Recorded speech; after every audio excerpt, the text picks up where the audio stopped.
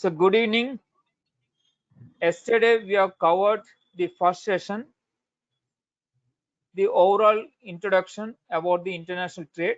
Some very fundamentals we have discussed, and also we have discussed what are the various organizations involved in support of the import and export and foreign trade, customs related, all the activities, who are the different organizations involved we have discussed.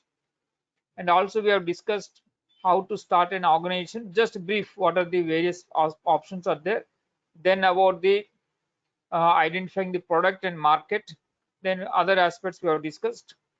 And also we have discussed just overview of the foreign trade policy. Of course, the details of the foreign trade policy, when I come to for the incentives, one session is there. There I will cover what are all the chapters from the, please mute it, sir. Okay. So in the foreign trade policy, I will discuss when the incentive chapter is coming session.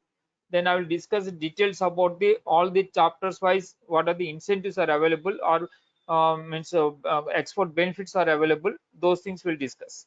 Okay. Now Sir, that is it possible to share the PPT, sir? This yesterday PPT. sir, yeah, just a minute. Enter the recordings. All these are available to you from Tuesday onwards. So as it is what you are presenting, this will be available to you. So you can view it. You can go through n number of times as you like from Tuesday onwards. Okay. And also one more thing I will tell you. Just a minute. Those recordings where it is available, I will show you.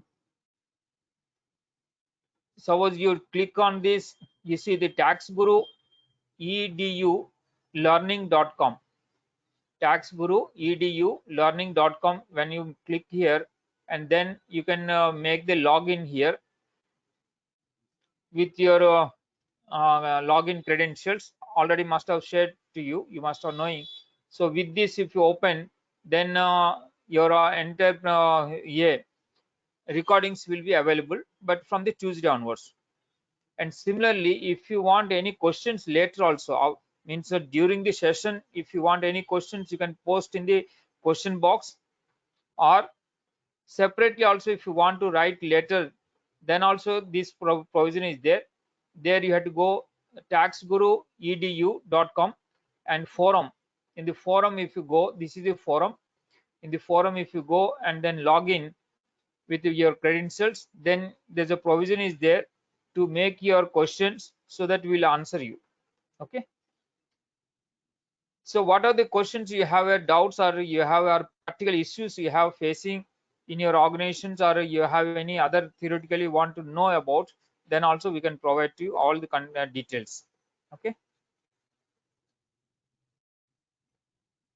Now coming to this, yesterday we have discussed the first session, and as I told you, this is the details we have discussed. Various export promotion councils also I shown to you.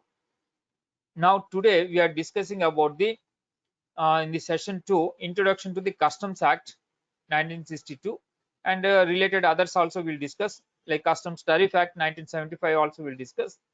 Then SCZ also little bit will discuss, but SCZ again I have another session where details SCZ related aspects will discuss.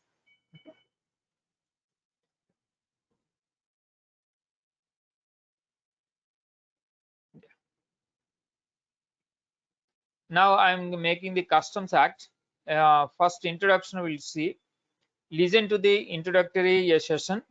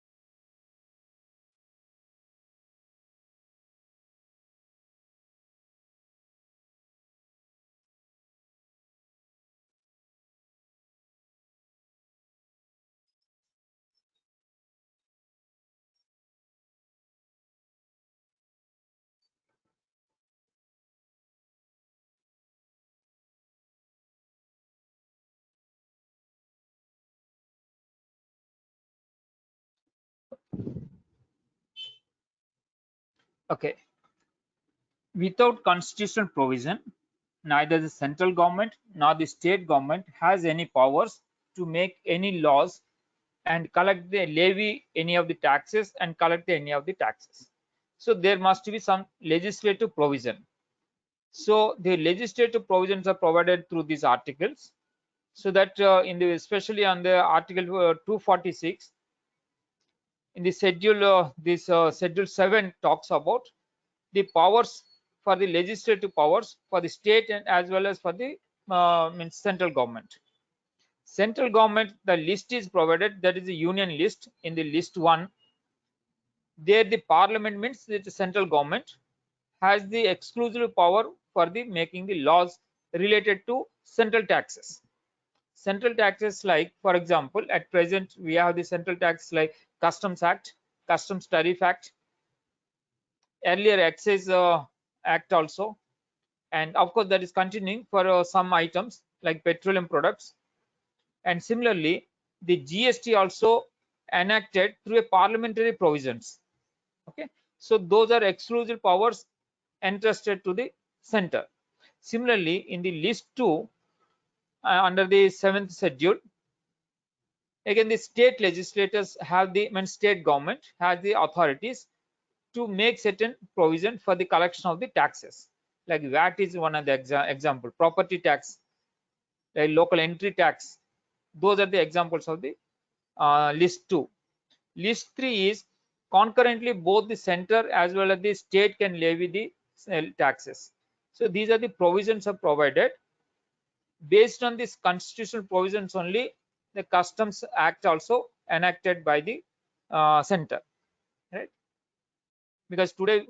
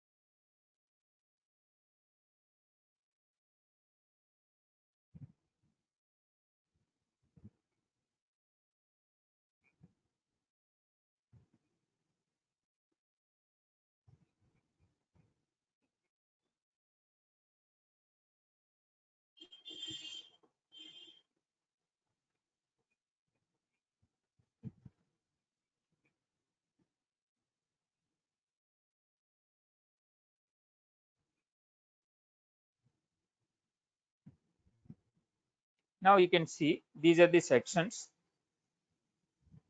I mean chapters. Each of the chapter wise there are 17 chapters are there and 161 sections are there.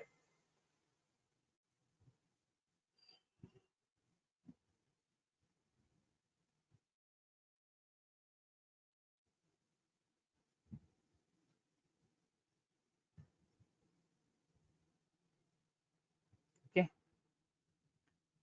Now the statutory provision for the levy of the taxes already we have discussed. There is a one provision is there in Customs Act 1962, section 12, as already we are told, that is the levy of duties under the section 12. And also section 14 talks about the valuation, because when we are making the duty payments, then corresponding section must be knowing on what value we have to pay the duty. So therefore the valuation of the goods also covered under the section 14.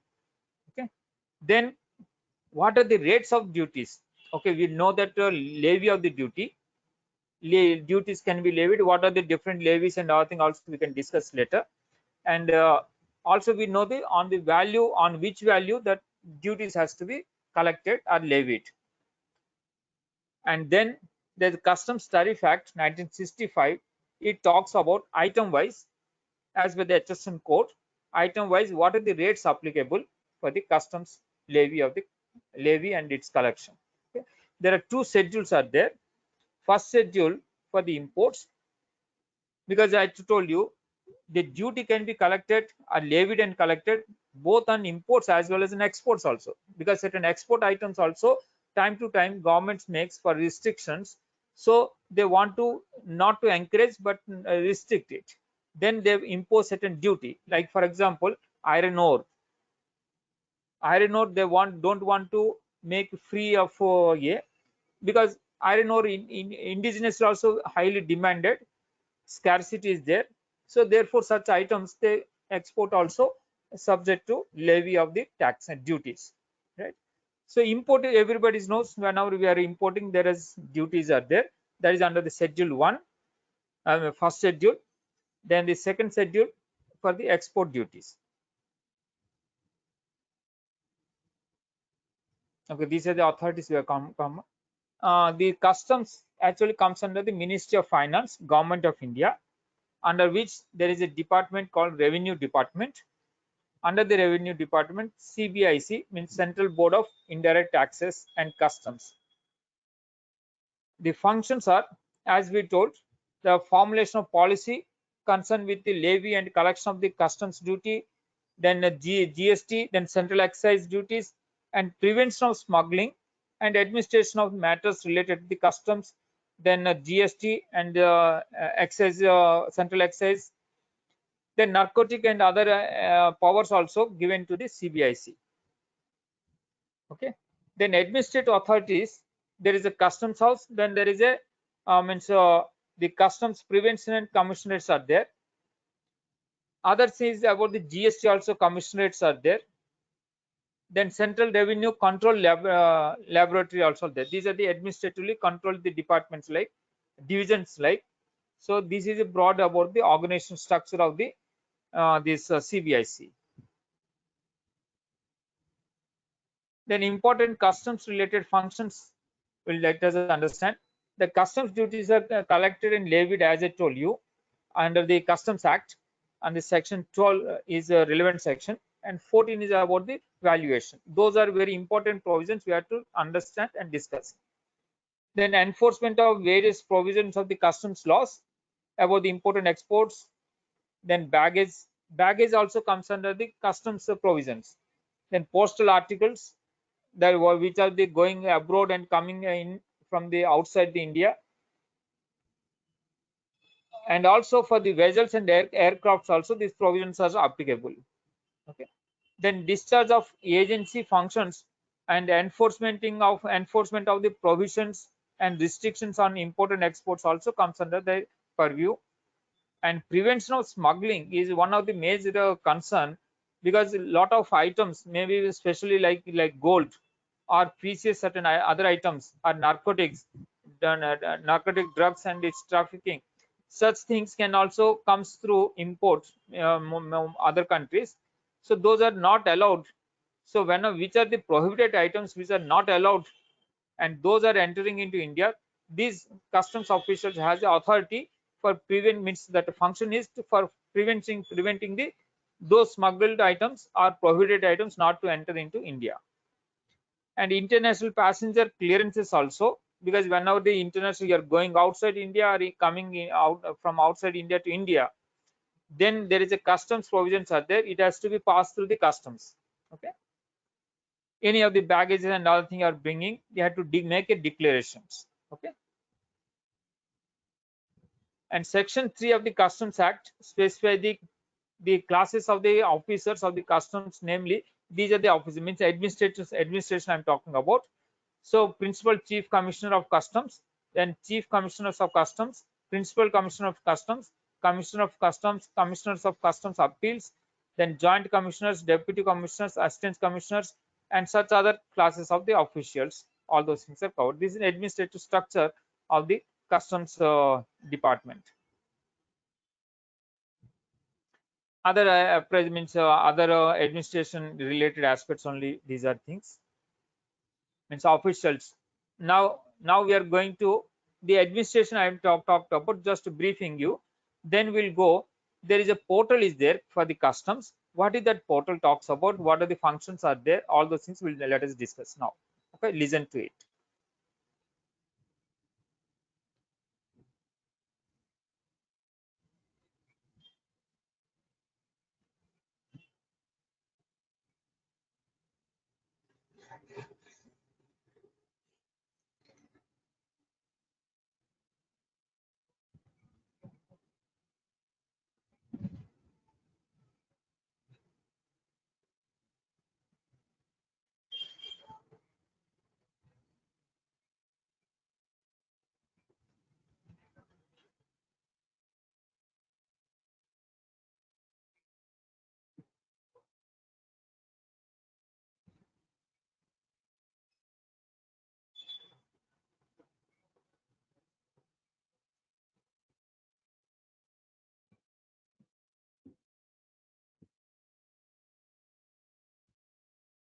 Okay, the previous just I'm showing this one. So ISIS means the Indian Customs EDI system is a broad that online provision, and under which there is ICE gate is also one of the provision, which is interactive provision. The entire system is ICES, means ICES, under which there is another portal is called as an ICE gate, that covers about the interactions with the trade, transport, banks, other regulating authorities, and all that interactive provisions is there. So mostly, while we are making the import consignments or export consignment, like bill of entry or shipping bills, the filings, we will do on the ICE gate, because ICE gate only the interactions with other. Otherwise, ICE is internal entire departments, departmental and other things related aspect of the ICE. Okay, there's internal automation, right? One is internal automation, then other is external interactions. The external interaction is about the ICE gate.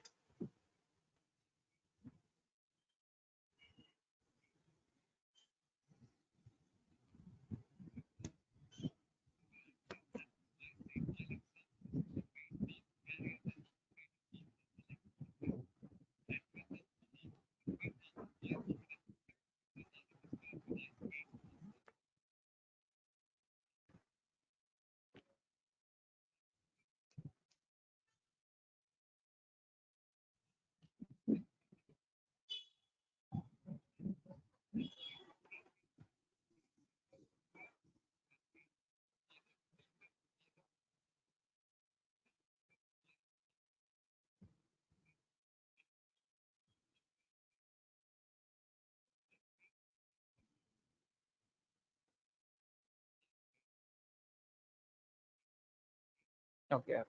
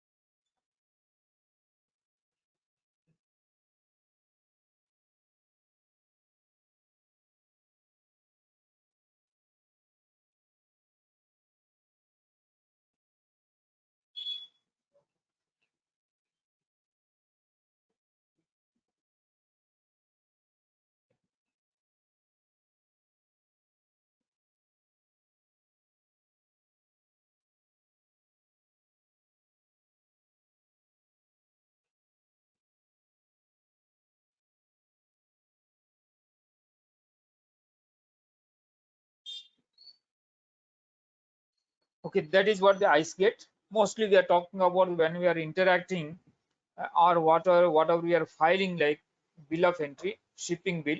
Of course, on our behalf, our customs agent, customs house agent, or customs broker, they make the filing on our behalf, on the behalf of the trade. They enter. So we are interacting on the ice gate. Ice gate also interacts with all other aspects of the outside the means that customs purview, like RBI or DGFT and other organizations also, that interactions is through ice gate. Okay. Then administrative aspect of the customs already we have discussed. So now let us move forward for the customs duty. Now we are going, because whenever we are talking of the customs, generally in our mind also it comes that about the customs duties and its valuations for both, of course, import and export. As I told you, the levy of the duties are both on the import. Import is very commonly everybody knows, whenever the imports comes there is customs duty, but on exports also, on certain items there are customs duties imposed to restrict it or to discourage such exports. Okay.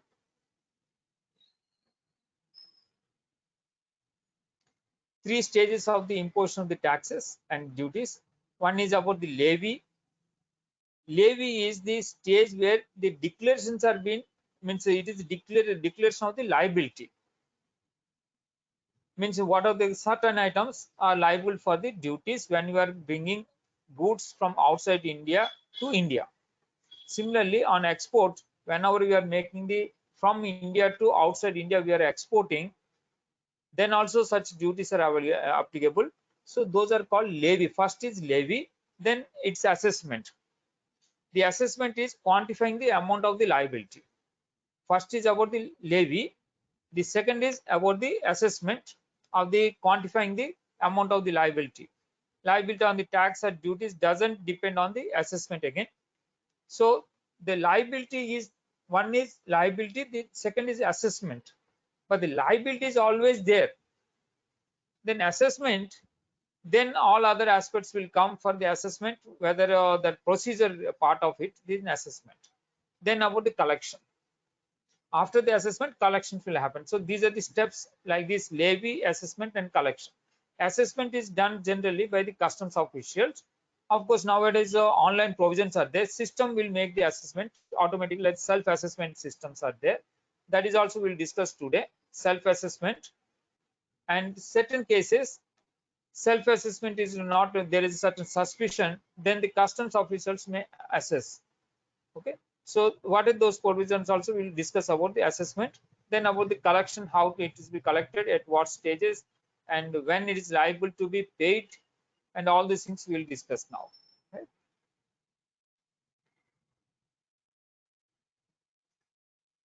Now about the levy. Levy, first is levy we'll discuss, because first one is levy, about customs duty levy or tax levy. That then taxable event we'll discuss, and determination of the value and currency conversion rates, because of the value also, many times we know the value, but value is maybe in foreign currency. Then how to make the conversion, those also we have to understand, and that conversion, which applicable rates and other thing also we'll discuss now. Okay. First is the levy. Levy is the charging section under section 12. This section is, as I told, charging section. This in subsection 1, except as provided in this act or any other law for the time being in force, duties of customs shall be levied at such rates as may be specified under the Customs Tariff Act. This is section 12 is Customs Act 1962. Now they are referring to Customs Tariff Act. In the Customs Tariff Act, again there is a Schedule 1 and Schedule 2. When the first schedule and second schedule. The first schedule is related to the imports, and the second schedule is related to the exports. So these customs, these are the taxes are levied, or duties are levied as per the act, as I told, section 25. But there are certain provisions under section 13. There is no duty on pilfered goods. Suppose there is something, means before the clearance of the customs, some goods are being pilfered or shortage or some damage happened or destroyed. In such case, there is a provisions are there. Section 13 talks about pilfered goods. Whenever the goods are pilfered before clearance from the customs.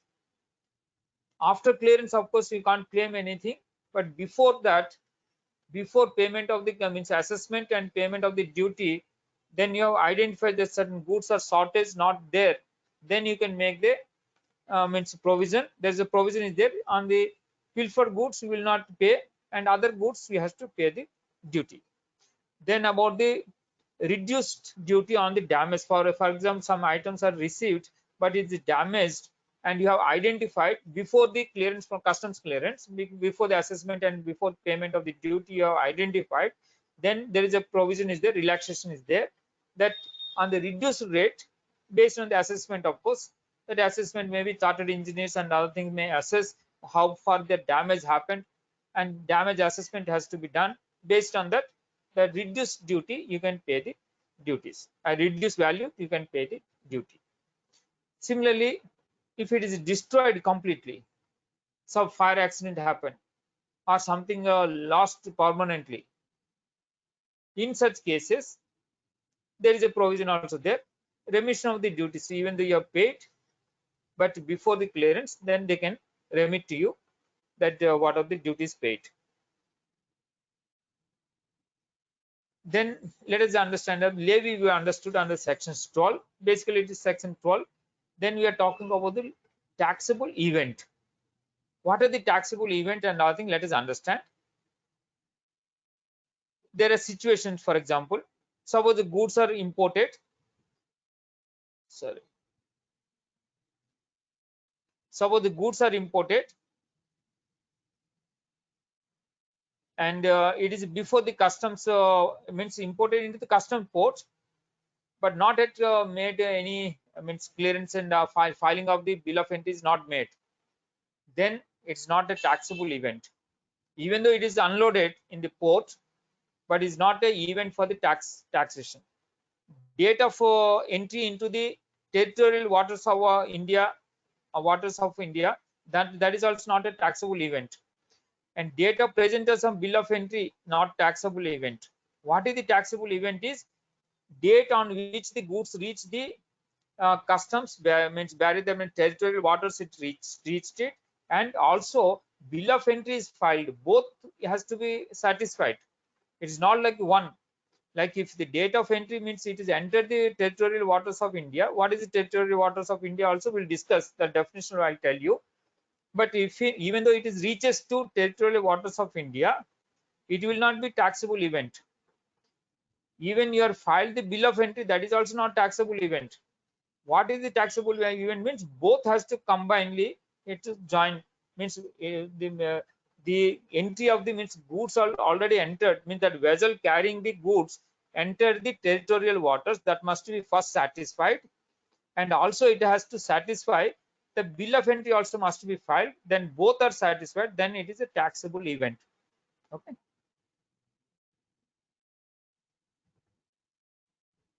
Taxable event, again, as I told you, this was the case in case of the garden silk versus the Union of India. There is a dispute was there, which is the means taxable event. On that, is where court is very clear. This Supreme Court actually, it was very clearly declared that these two events has to happen. Then only it became taken as a taxable event. Suppose a taxable event in case of the warehouse goods. Okay, that is for the home consumption. The first case what I'm talking about is for the home consumption. The second case, the taxable event in case of the warehouse goods, when you are clearing from the warehouse, that is the event, that is the taxable event, then you have to make the payment of the taxes. Okay. And for the export, when the exports goods are cleared from the customs, from the territorial waters, then going out of the territorial waters, then it is called as an export, that taxable event for the export. So levy one we have understood. Now taxable event we are understood. Further, for taxable event also we will give that one. As I told you, for the home consumption, the time at which the goods enter the customs barrier, means territorial waters it is entered, as well as when the bill of entry is filed. The both conditions satisfies. That is the first for the for home consumption I'm talking about. These both conditions satisfy. That is the event for the taxation, right? But suppose uh, the second aspect is, suppose the bill of entry is filed earlier to the vessel is arrived to territorial waters. Before it is arriving the territorial waters, you have filed the bill of entry. Because bill of entry can be filed 30 days before, that provision is there. So you have filed, for example, 1 week before. What happens then? When the vessel arrives, that date will be taken as a taxable event. When the vessel arrives the territorial waters of India, then that date will be taken as a date for the taxable event date, right? In case of warehouse goods, already I told you, when you are making the clearance from the warehouse, that date will be event for the taxation. Any other cases, in such cases, when you are making the duty is the date of means taxable event. So some of the provisions about the definitions we'll discuss now, because those are very important. What is India, like what is the Indian customs water, means territorial waters of India, all this means customs area, then customs port station, like that we have some definition we have to understand. Okay, for that small here you can listen to it. I'll show that one. You can listen these things. Yeah, customs font here.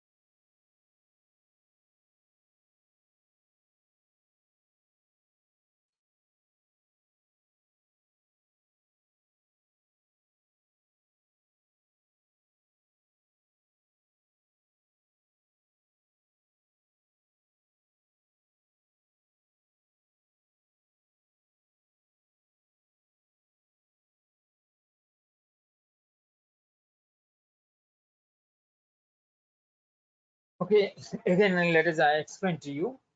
India and other thing we understood. This India. Uh, Here about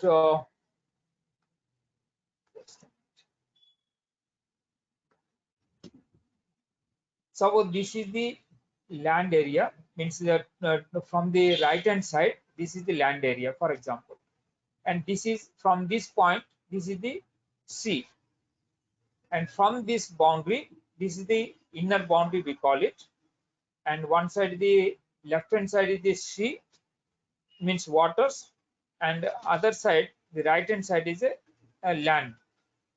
So this is the boundary line for the Indian means that boundary, right? Land boundary we call it. So from this, the 12 nautical miles means up to this,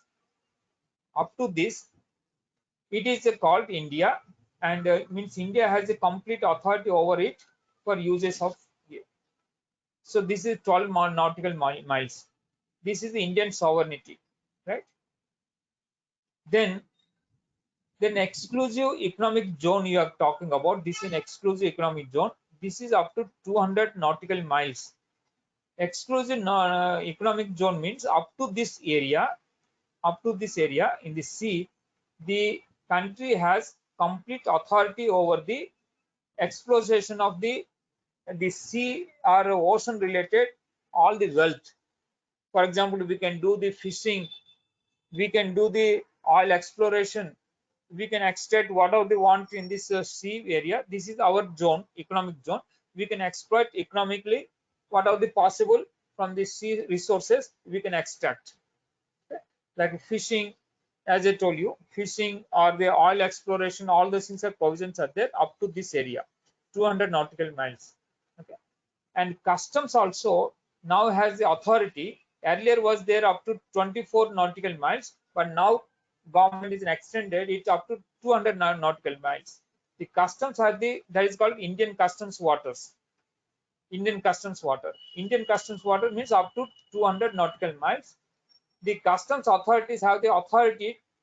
They can exercise their jurisdiction for the confiscation or the smuggling of the goods and all things. They can do up to this area, means 200 nautical miles. Okay. And high seas means above, means beyond the 200 nautical miles, then it's called high seas.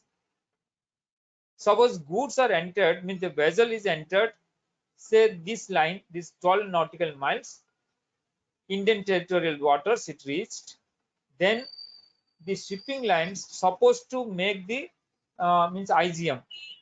They have to make the 48 hours before entry of this line. This red line I'm showing this 12 nautical miles. Before entering this line, 48 hours before, the vessel owners, either vessel carrier or the representatives, they has to make the IGM. IGM means Import General Manifesto. Import General Manifesto they has to file. Okay. Then filing of the bill of entry before it is reaching this, for example, this territorial waters, and a day before, the bill of entry also has to be filed. The date also I'll tell you. Subsequently, I'll tell you bill of entry related all the details. So there we can understand. So that is what the broadly make you understand like this. Okay. Even though goods are being arrived the Indian territorial waters, it doesn't mean it is landed in India. It doesn't mean it is landed in India. When it is treated as landed in India, when the vessel carrying the goods, means goods are entered the territorial waters of India, and the importer, the concerned importer, has filed the bill of entry and he has made the payments of the duty and taken a discharge from the port, then it is taken as a landed in India. Okay. Simply by entry of the goods into the territorial waters doesn't mean it is landed in India. Clear, sir? Good.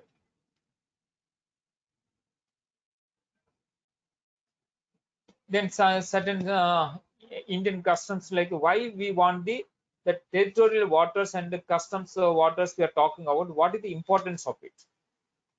I'll tell you. This is section 1.110, sorry, 104 of the Customs Act 1962. This provision is about the arrest. If anything, something, for example, if somebody has committed any of the offense, means he's violated laws, Indian laws, because this is the authority the customs have. Means I told up to 200 nautical miles, the customs authority has the authority to confiscate the goods if anything smuggling and other things also happening. So all these things they have the authority. Similarly, making the arrest also they have the authority under section 104. Under 106, they can stop any of the smuggling goods and other things. They can stop the vessel or confiscate, that is a confiscation is under the section 115.1, now 115.1.a, and then under section 100, search also can be done on the doubts that somebody may be making certain bringing certain items which are not allowed into India. They can go for the means search of the any person. And also section 111D talks of any goods which are brought contrary to the any of the provisions of the India, then it can be prohibited. They have liability for the confiscation or prohibiting such goods to enter. Okay. So these are the importance. That is why the customs barrier is it's very important aspect. Now let us understand further. Listen, the process I'm talking about, the import process broadly I'm talking about. Of course, later again I'm talking in another session about the documentation. There again we will discuss more in detail. But today we are discussing broadly about what is the process for the import clearances.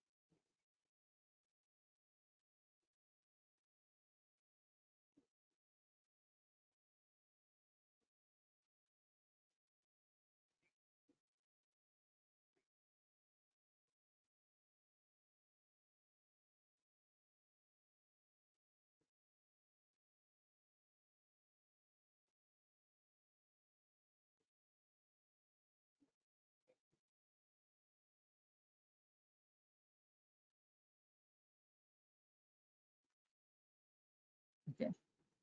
So this is about the broadly about the import clearance procedure. First, the vessel carries the goods and that enters the this means our Indian territorials of water.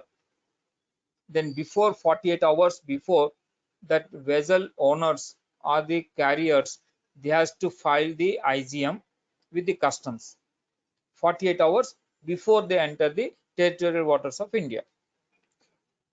Then the customs authority, they have the authority to allow the assess means assign the IGM, that noting they make. Then they will allow for the entry of the vessel. Okay, then vessel discharges the goods. That what are the goods that carrying the vessel that comes to the customs port, means designated port. In the port authorities have that are private ports or public ports, it can arrive. Then the port authorities, at the place of the port authorities, it can discharge the goods. Then the importer has to file the bill of entry in ice gate. When he has to file, before a day before it is reaching the vessel reaching the territorial waters of India. Okay, so that is a mandatory requirement. So bill of entry has been filed by the importer. Then customs, of course, nowadays everything is online. That assessment will be done subject to RMS. RMS means risk management system. Means in general, most of the consignments are being cleared without any interference from the customs officials. System automatically it make the clearance. That assessment will be done and the clearance also will be done. But certain cases randomly the system picks up based on the risk management. Risk management means certain items, suspicious items, for example, the frequency of detections are more. Some regular items which are low value or not much of the possibilities of misdeclarations and other thing, then those goes normal course without much of the inspections and all. But those items which are suspicious items or some misdeclarations are possible, based on the risk assessment, those items will be caught. Those will be subject to assessment by the customs authorities. Not like systems assessment, but customs authority has the right to make the assessment. Okay. Then after the assessment and other thing, Then if the bill of entry for the home consumption is there, for example, then after the assessment, the importer has to make the payment of the customs duty. Then out of charge, that process will follow, right? If it is for the warehousing, means is not for immediate consumption, home consumption, but we want to keep in a customs bonded warehouse, then customs bonded means bond has to be executed for the double the value, means double bond generally we call is equivalent to twice the amount of the duty. We call double bond actually. So it is twice the amount of the duty. That amount of bond has to be executed with the customs authority, and you can take to the customs bonded warehouse. Okay. And then the importer of the goods delivers any negotiable documents, means that bill of, if it is coming by sea, for example, then bill of lading is the negotiable documents. Negotiable document means if you are presenting the document, then this is the title of goods. So when you present the document, then only the shipping lines or the carriers or the representatives will release your cargo. Otherwise, your cargo will not be released. The cargo will remain in the port unless you show authentic this bill of lading, that is the title of the goods. Then only the shipping lines will allow you to take out the your goods. Then goods are being removed and you can take out of the customs charge. Okay.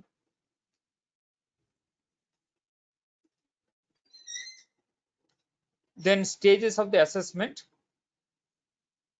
One is the classification. Before assessment, for example, any of the items you are imported, for example, you are imported machineries. So that has to be classified first based on the your tariff classification. ITC we call it Indian Tariff Classification, HS. It is a harmonized system nomenclature. Based on that, that is international classification. Based on that, India also aligned with that. So we call Indian Trade Classification HSN. HS means harmonized system. That is what the international system that is uniformly adopted by all the signatories worldwide. So based on that HSN classification, that first it has to be assessed, against which each of the assessment, that value also you have to determine what is the self assessment. No, we are called for example self assessment. You have to declare yourself that value of the goods. Then proper rate of the customs duty, what type of customs duty and rate of customs duty based on the classification. Different items have different rate of duties. Then accordingly HSN code, you have to find out the what are the rate of duty. Then you have to make the final assessment, and then you make the payment and then clear the consignment. Okay. So this is the assessment stages. First, as I told you about the harmonized system nomenclature. The harmonized system nomenclature developed by the World Customs Organization, and it was introduced from effective from the 1st January 1988 up to 6 digit level. Up to 6 digit level, the code is uniform across the worldwide. All the signatories have the same meaning about the classification, about the goods description. Okay. And additionally, other addition means other two or another four digits that can be optional. India is adopted up to 8 digit. For example, the US is adopted up to 10 digit. So up to 6 digit, of course, it is as per the WCO, World Customs Organization. It is uniform across the world. Additions, each of the country they have their own options. They can add additional digits. As I told you, India is adopted up to 8 digit. Therefore, for all our imports and exports, we have to declare at the 8 digit level the HSN code. Okay. Based on the HSN code only, that rate of duties we have to find out from the Customs Tariff Act 1975. Okay. Clear, sir? So suppose you are exporting, some of the countries they want, they like the US, for example, you are exporting from India pharmaceuticals to US or the garments to US. US adopting 10-digit level of HSN code. In such case, on export documents, you have to declare on 10-digit level. Okay.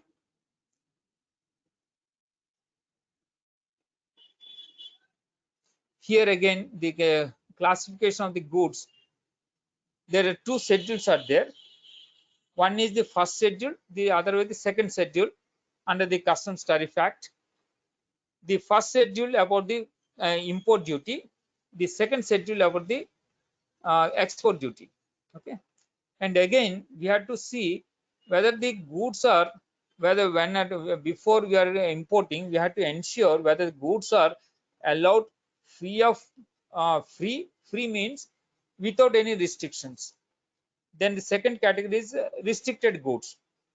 Any restrictions are there or not, that is also we have to see. If the restricted goods, if you want to import, then you have to take the specific license from the DGFT. Suppose there is a prohibited items, you're not allowed to import such items. And there are certain other categories of items you have to only import through certain like STC trading corporations or MMTC. Only those agencies only you can import, otherwise you are not allowed to import your own. Only through certain specified agencies you have to import. Okay. So in first schedule of the import duty, again under sections 4, there is standard rate and there is a preferential rate. The standard rate means the standard rate for all other general rate, means all other countries it is uniformly same rate will be applicable to the standard rate, that the specific rates as specified in the tariff 1975, the Tariff Act, it is specified. But there is preferential rate means certain preferences were given for the some agreements we have. For example, we have FTS, free trade agreements.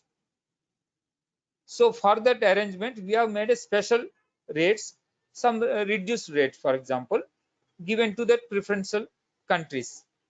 Okay. And under section the second schedule, that is related to the export.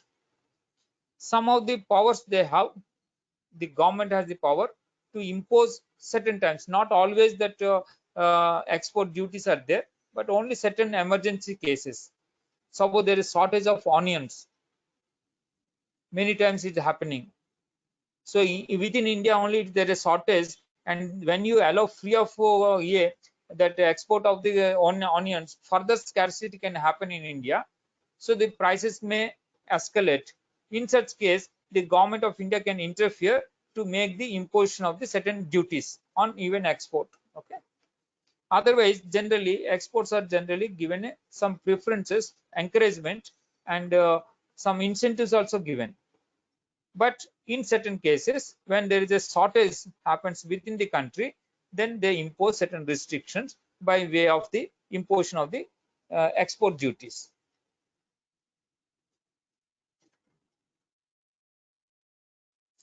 Then determination of the value. Now valuation part we are talking about.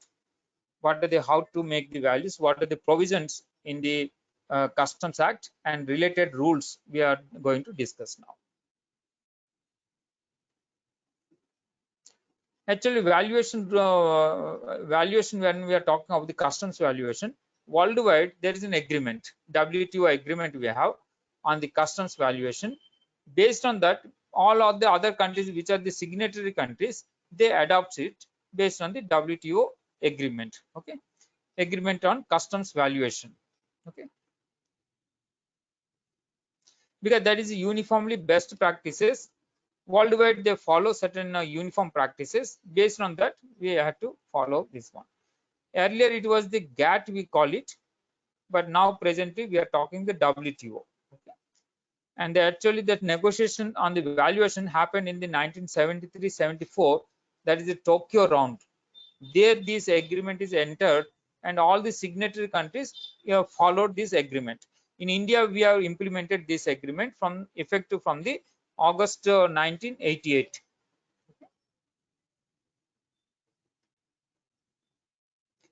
Our Customs Act also, especially the valuation part of it, is aligned with the WTO agreement. our Customs Act, especially the valuation part of it, is in line with the WTO agreement on the valuation.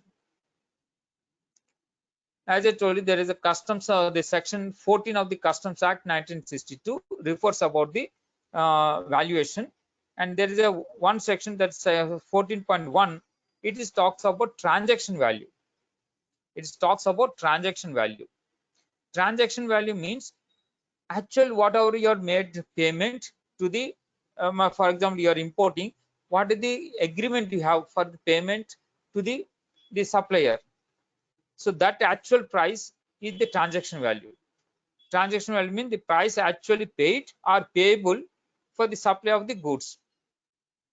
That is a very simple definition. So the most of our consignments are being made on the transaction value only. And where then there is another type of transaction means valuation means that that is on the tariff value.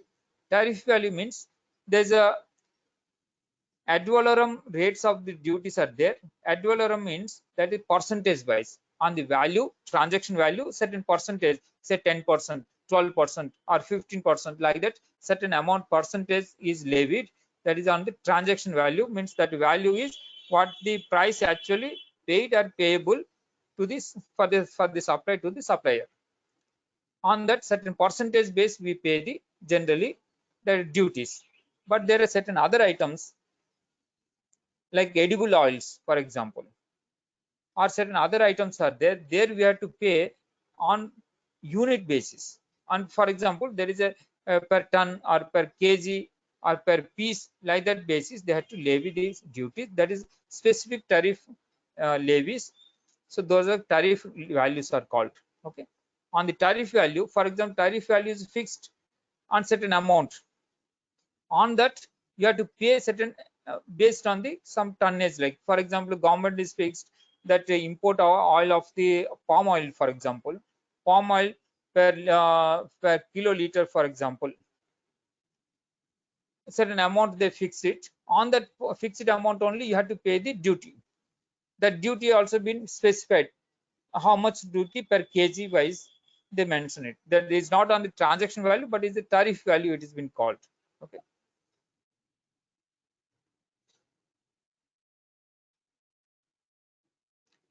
And in the transaction value, one of the again the section 14 we are talking about, very important aspect you have to understand. The transaction value will be applicable when there is a seller and buyer has no relation. There is not interested parties. If there are related parties, then the transaction value will not work. And also another condition is the price is the sole consideration for the sale or offer for the sale. Sole consider price is the sole consideration means, suppose some transaction can happen, you make the price, but that price is subject to certain conditions. Suppose you have to make further import of certain items. For example, a machine you are purchased, they have given certain discounted rate, for example. Further they told machine related what are the consumables, further also you have to purchase, then only the special price is applicable. Means that then price is not the sole consideration, but that is a conditional provision is there. That price is applicable only when other conditions are satisfied. Other condition in future also, for the next 1 year 2 years, you have to purchase the consumables from that company only, that supplier only, then only the machine price this is applicable.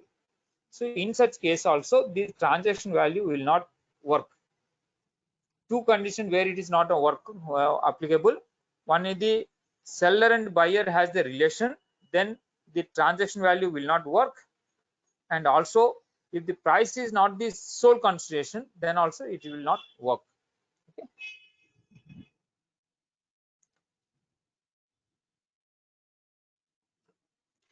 So these things, as I told you, the price is actual paid, means that is transaction value, actual paid or payable for such goods, sold for export to India, or means in case of imports, that is called sold for export to India, or sold for exportation from India.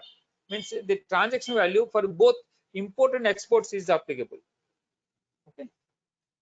And similarly, at the time of the place of the importation, or this is the time they're talking about, at the time that what are the price that at that time it is applicable. The conditions, as I told you, these are the two conditions.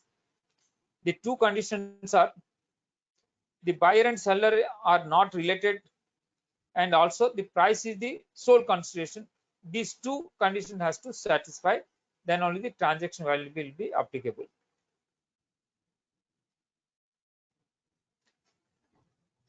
There's a transaction in case of imports.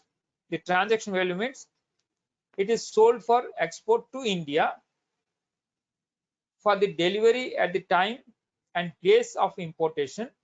That is the place up to what are the port and all. Okay. In the transaction value, simple in terms, if you call about for the imports, it is about CF value. It is nothing but CF value. The transaction value means they take the CF value. For example, your agreement as per the Incl terms you have entered into for FOB value, for example. Then you have to arrive at the CIF value. CF value means FOB value plus freight plus your insurance. These two has to be added. FOB value, suppose your contract is in FOB value, then FOB value plus cost of transport plus insurance you have to add. Then it is arrived at CF value. For the customs for import purpose, always customs take the valuation based on the CIF value only. Even though your contract is for FOB, you have to arrive at CIF. On the FOB value, you have to add customs, the cost of transport plus cost of insurance. In case you don't know what is the cost of freight, that is transport means ocean freight, for example, you don't know, and also you don't know about the insurance, then transport is taken as a 20% of the FOB value, and insurance will be taken as a 1.125% of the FOB value. So therefore, these two will be added accordingly. Then CF value will be arrived at. Okay. Now, in case of export, here the FOB value is considered as a transaction value. Import, it is CF value. For purpose of the export, it is FOB value. So these two difference you have to understand. Okay. Means on the transaction value only that duty will be applicable. That is what the meaning of it. On the transaction value, the duties will be applicable. Means for the import, whenever you are making import on CF value, the duty will be applicable. In case of export, on FOB value, export duty will be applicable.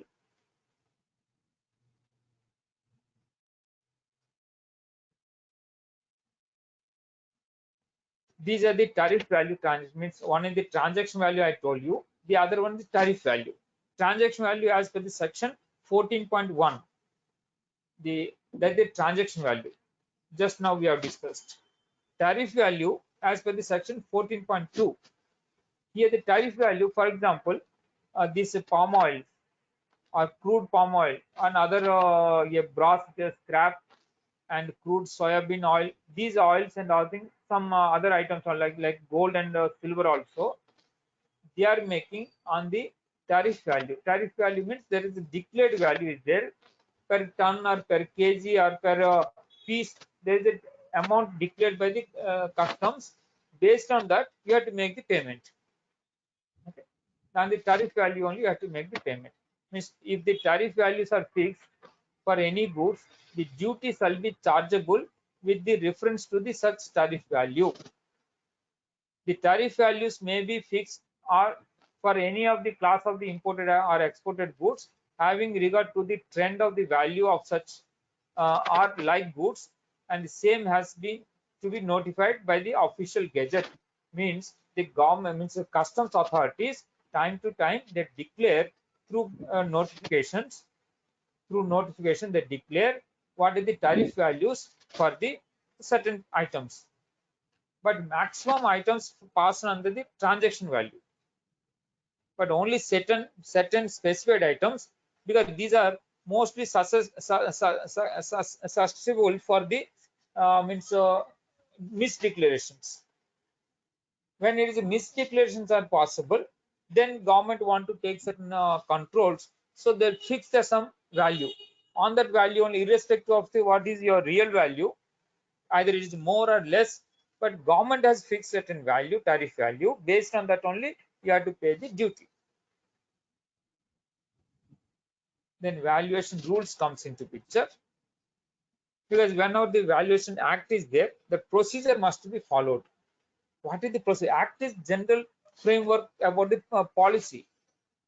That is general framework, that act. But specifically, how you have to practice that procedure part is given in the rules. Okay. Now we are talking about the valuation rules. Valuation rules, there are two valuation rules are there. One is for import, again for the export.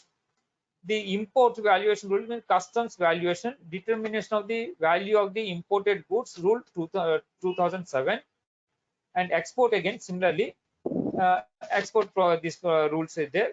That is also again 2007. These are the two rules are there for the import. These are for valuation rules. The import valuation rule and for the export valuation rule. These are the two valuation rules. Because we are make the GATT agreements, that is GATT subsequently become a WTO. So we are the signatory of the WTO. As per the WTO provisions, we also align with that. So we have made up these provisions of the rules based on the WTO norms.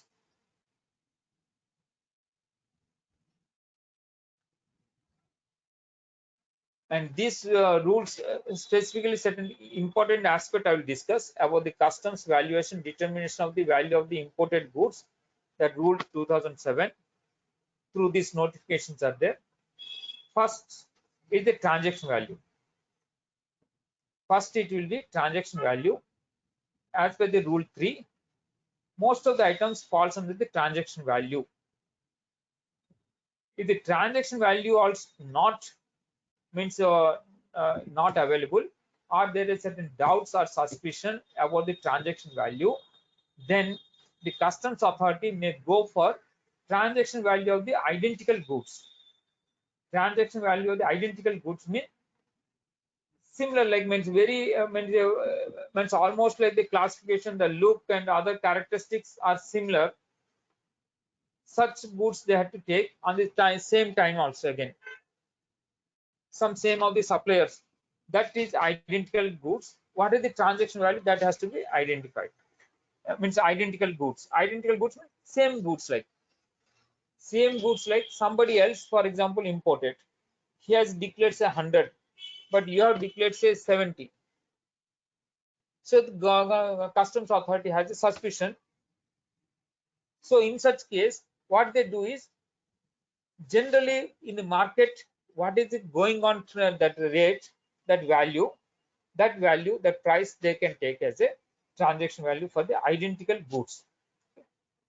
If identical goods also not there, transaction value is not possible because of the related party or related or suspicion, anything suspected, then they'll go to with the transaction value of the identical goods. If identical goods are not there, then similar goods means same like functionality, but not exactly same product. Not same product, but similar products. Okay.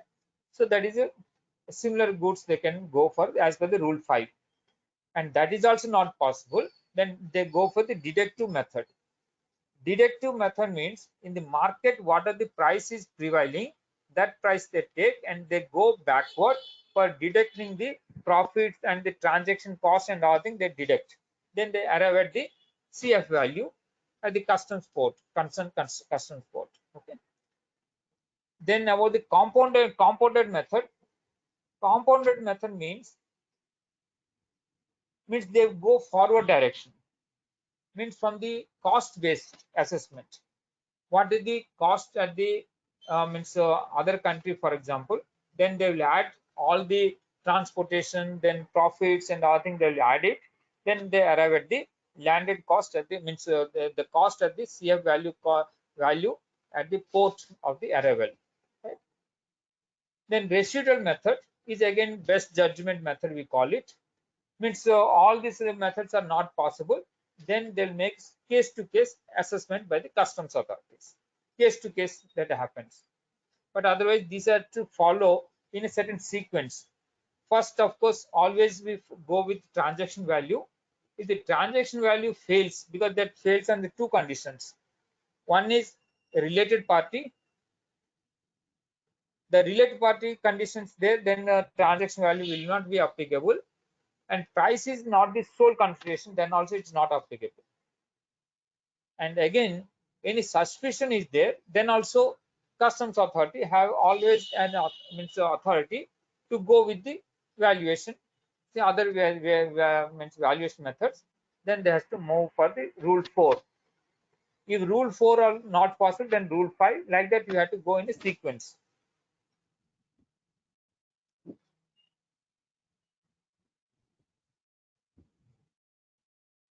This is the as I told you, this is about the transaction related value. Transaction value means the price actually paid or payable. That is transaction value under the rule, this one. Then this is sequence, as I told you. One is the comparative value method, that is identical goods of the identical goods. Means identical goods we are imported, or the other ports also imported, for example. They have the customs data. From that they take and they follow the comparative value method for the identical goods. And rule 5 is about the similar goods. And then this is not workable, not failed, then they'll go with the deductive method. Means that takes the sale price in the market, what are the price, then they go backward for the calculation of the CF value. Compounded is based on the cost of the materials and fabrication or profits and transactions, that transportation, all these things they'll add like that. Okay. Related person means what also they have mentioned, because when the transaction value we are talking about under the rule 3, then definitely we have to understand what is the related person. So rule 2.2 has defined who are the related person. These are the conditions related person. For example, they are the officers or directors of one another, means same, means directors are common directors, for example. And similarly, they are legally recognized partners of in a business, and they are employer and employee. Then there is a related party. Like that, these are the definition is given. Similar definition also there in the income tax provisions also. So these provisions are customs, and also the same like related party provisions now they adopted in means in the GST also, because these are international valuation methods. The best practices what they incorporated, the same thing we India also adopted in line with the WTO norms. And the same after the GST is formed in 2017, exactly same has been adopted in GST also. Okay. Related persons transactions. When the related persons are there, then the transaction value will not work. Then identical goods and other thing I'll tell you. This is the identical good. Identical goods means what I'm defining. Same in all respects. Only minor differences are there. Some color, some means on the top, some differences are there. Or the packing differences, like minor differences are there, but otherwise the product is same. You purchase a mobile, but different colors, for example, on the top of it, the cover and all things are different. Appraisal, but not, yeah, but not affecting the value. You see, these are minor differences are there, but not affecting the value. Produced in the country in which imported goods are produced, means same country it has been originated. That is where the condition had to apply. The identical goods means suppose you are imported from US, and there is a suspicion that transaction value you are not taken, then you are taking for the identical goods, means from the again from US, same like products, identical products, when they are imported, somebody else imported, that value will be considered. That is the meaning of it, right? And produced by the same person. Who produce such imported goods are different person, means generally same person. I mean, suppose it is a one company have imported the goods for example from China. Oppo mobile you are imported, and you have make a declaration of say it is 10,000, but same mobile from the same company, means same source, same person or different person, but same like item, identical item, somebody else are importing, and the average rate of others are say it is 15,000. Then the transaction value of your 10,000 will not be taken, they'll go for the 15,000. So that is what the meaning of it. Identical goods, goods on which the design, engineering and other thing also almost it is like means identical goods. Okay. Similarly, this is the similar goods. Identical and similar goods, the difference, this is what we are talking about. Not alike in all respects, maybe some differences, but functionally, commercial functionality is okay, means similar like happens, and not alike in all respects, performs the same functions, same function, but not same like item, but same functions it performs. And produced in the country in which imported goods are produced, and produced by the same person or different person, and goods for which design and engineering work undertaken in India by buyers shall not be treated as identical goods. Deductive method and compounded method, as I already told you. Deductive method means from the market value you have to deduct certain other transactions, transactional costs and other thing you have to deduct to arrive at the CF value. Then compounded value means you have to add up the means forward direction from the raw materials and fabrication and other things you have to add, profits you have to add, and other transaction values you have to add. So then you arrive at the computed value. Now we are going with the transaction value for imported goods, inclusions and exclusions, because the rules are provided what is included and what is excluded when you are making the transaction value. That is very important. The situation, for example, the commission and brokerage. Commission and brokerage is included. Suppose you are making certain commission for the import, for example, you are imported certain goods, there is commission agent is there, you have made certain commission to him, that agent. So that is also will be added in your valuation. Then buying commissions, suppose it is commission for the brokerage and other thing, and buying commission of course is excluded. In India, for example, some engaged buying agent for whom you have paid, that will not be covered. But that the commission you have paid for the other place, for example, in the importer's place, somebody has collected from the importer, then that will be included. Then cost of containers included, and material consumed in the import of the goods that were supplied by the importer free of cost, for example. Suppose some machine they have supplied, along with some machines, they have also supplied certain spare parts. Those spare parts they make, that must be included. That spare part cost also must be included. Okay. Interest charges for deferred payment, of course, it is not included. And cost of insurance for ocean freight, yes, it is included. Royalties and licenses fee and other thing included. The cost of packing included. Loading, unloading, handling charges included. And interest charge for the deferred payment again not included. Then engineering and other artworks, designs, and all these things are included.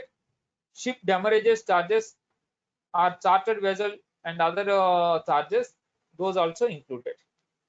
Okay. So these are the general inclusions as per these provisions. The commission and brokerage, engineering and design works, royalties, then licenses, cost of transportation from the place of importation, then insurance, loading, unloading, handling charges, these are all included. Okay.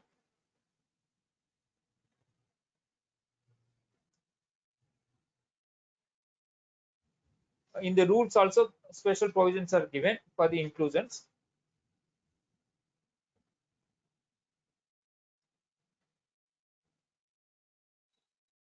Suppose you are not knowing certain values. Suppose the freight, for example, you know the FOB value, you declared FOB value because FOB value is your transaction, means that is what the transaction you are made on the, as per the Incl terms, your contract is on FOB value, but you don't know the freight.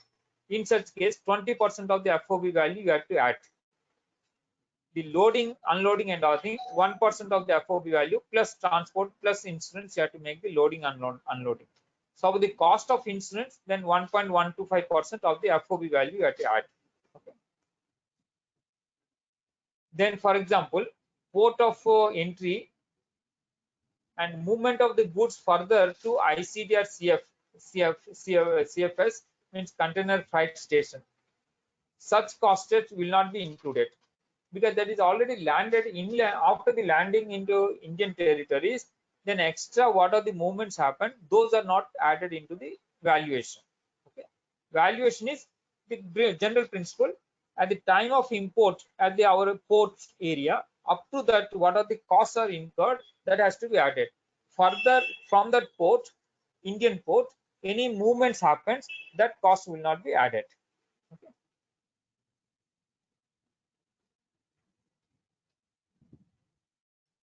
So deductions, interest for the deferred payment, if anything is included, that can be excluded from the valuation year, that can be deducted. Post importation charges, as I told you, inland transportation charges or installation erection charges, those things will not be added. So if it is added, you can deduct it. Then duties and taxes payable in the importing country, that is also not should not be added in the valuation.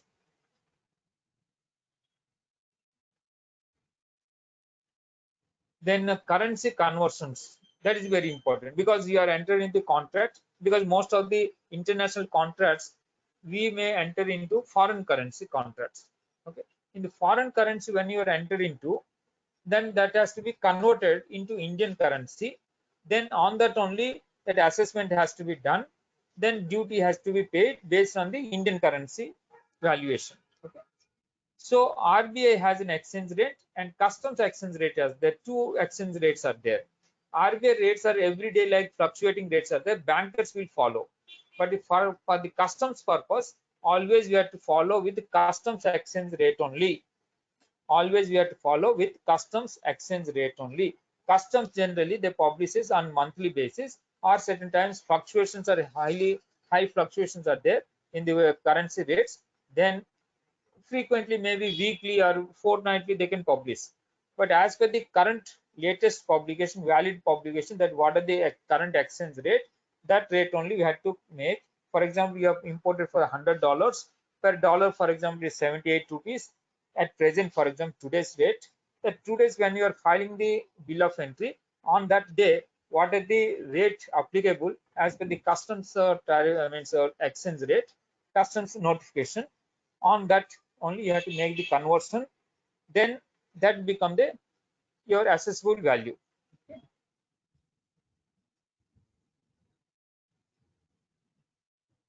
So for the import, you have to file the bill of entry. That bill of entry is on as per the section 46.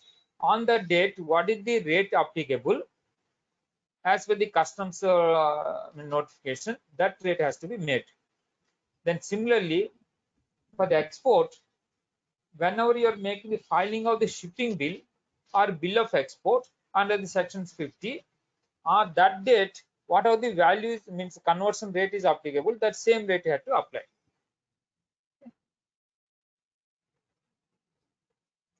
Rate of A, as I already had discussed, this is the as per the rule 15. Goods entered for the home consumption, for example, and the date on which the bill of entry is filed, that day what are the rate is applicable, that rate is you have to make the conversion rate. Okay. For example, goods are cleared from the warehouse. In such case, the date on which the goods are being actually removed from the customs house, you have to make that customs duty on that. That's the rate of customs duty we are talking about, not exchange rate. Exchange rate is different from the customs duty. the customs duty which is applicable on the date of your filing of the bill of entry for a home consumption, that rate will be, suppose today there is 15% customs duty, 15% had to pay, because today it is applicable that rate, customs duty we are talking about. So this is for the home consumption. Suppose you are making the warehouse, the moment when you are removing from the warehouse, on that day what is the rate of duty is applicable, that rate we has to make the payment of the duties. Suppose on the means on the warehouse day, for example, is 12%. At the time of import, for example, it's 10%. But at time of you are removing from the warehouse, it is at 12%. So 12% customs duty you have to pay. Any other than date of the payment of the duty in the general rule. If all these things are not applicable, then this is applicable, right? If the bill of entry is presented before the date of entry of the inwards, then what is happened? This is a special case, for example. As I told you, bill of entry can be filed even before 30 days before that the vessel arrives at the Indian territorial waters. In such case, the bill of entry shall be deemed to have been presented on the date of such entry inward of the or arrival of the vessel. Suppose you made a bill of entry on March, say 15th. Bill of entry you have filed on March 15th, but the vessel is arrived on March 30th. So the rate applicable on the March 30th, that rate will be considered. Okay. So now next let us move. Some events I'll tell you. Some example like I'll show you. Sorry. Suppose you are imported a consignment of say $10,000 CF value. Date of filing of the bill of entry is 25th November 2020, for example. Then exchange rate, example I'm taking, this is the INR and the rate of duty on that date is 7.5%. The date of entry of inward that vessel, for example, entered is 30th November. You have filed the bill of entry on 25th November, but the vessel arrived on 30th November. In such case, what are the rate of the exchange rate applicable and what is the customs duty applicable? There is two aspects you have to understand. One is the exchange rate, means conversion rate from the US dollars to Indian currency. The second aspect we have to consider about the rate of duty applicable for the payment of the duty. Okay. So here you see, for the exchange rate, always you have to consider the date of entry, filing of the bill of entry. Whenever you have made a filing of the bill of entry, on that date, what are the exchange rates applicable? That will be applicable for the assessment. Means that assessable value you can make the conversion based on that date when the bill of entry is filed. But other case, suppose the vessel is arrived on 30th, that is the date you have to consider for the customs duty rate. For the conversion rate is the date when you have filed the bill of entry, but for the customs duty, the rate when the vessel is arrived at the Indian territorial waters, that date will be considered. Okay. So accordingly, assessment has to be done. Again, another case I'm taking for the this one event, the date of filing of the into bond. This is the earlier one is home consumption bill of entry we have filed and accordingly we are considered. Now into bond bill of entry we are filing. Into bond bill of entry you have filed, for example, on 25th November, and the vessel is arrived Indian territorial waters on 30th November. On 25th November, the exchange rate is say $1 is 74 INR in Indian rupees. But at the day here in the warehouse goods, the customs duty will be applicable when you are removing the goods from the warehouse on the date. What is the rate? That rate will be applicable.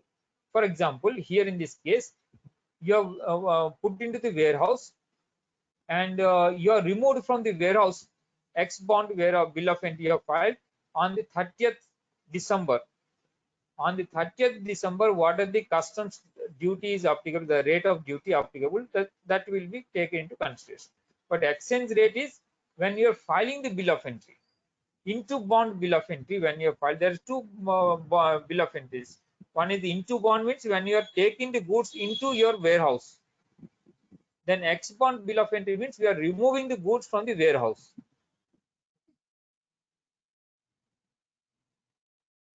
Then the value of the imported goods accordingly, as I told you, summary of these things, two things. For the conversion rate, always you have to consider the date of submission of the bill of entry. For the exchange rate conversion, you always take as the date of filing of the bill of entry. For the applicability of the customs duty, again there is a provision. One is inbound, means that is home consumption. Home consumption is when the vessel is arrived, that is the date of the that you have to take, and the date of the ex bond bill of for the removal of this is ex bond bill of entry you have to take. Okay. So these are the things you have to consider into. Similarly, for the applicable of the rate of duty for exports, this is under the section 50. You are making the filing of the bill of the shipping bill. The date on which the proper officer makes or and an order permitting the clearance. Whenever he is making the clearances, that date has to be taken as a that date. What are that day? What are the duties applicable? That the rate has to be applied. When the customs official permitting for the clearance of the means exportable goods.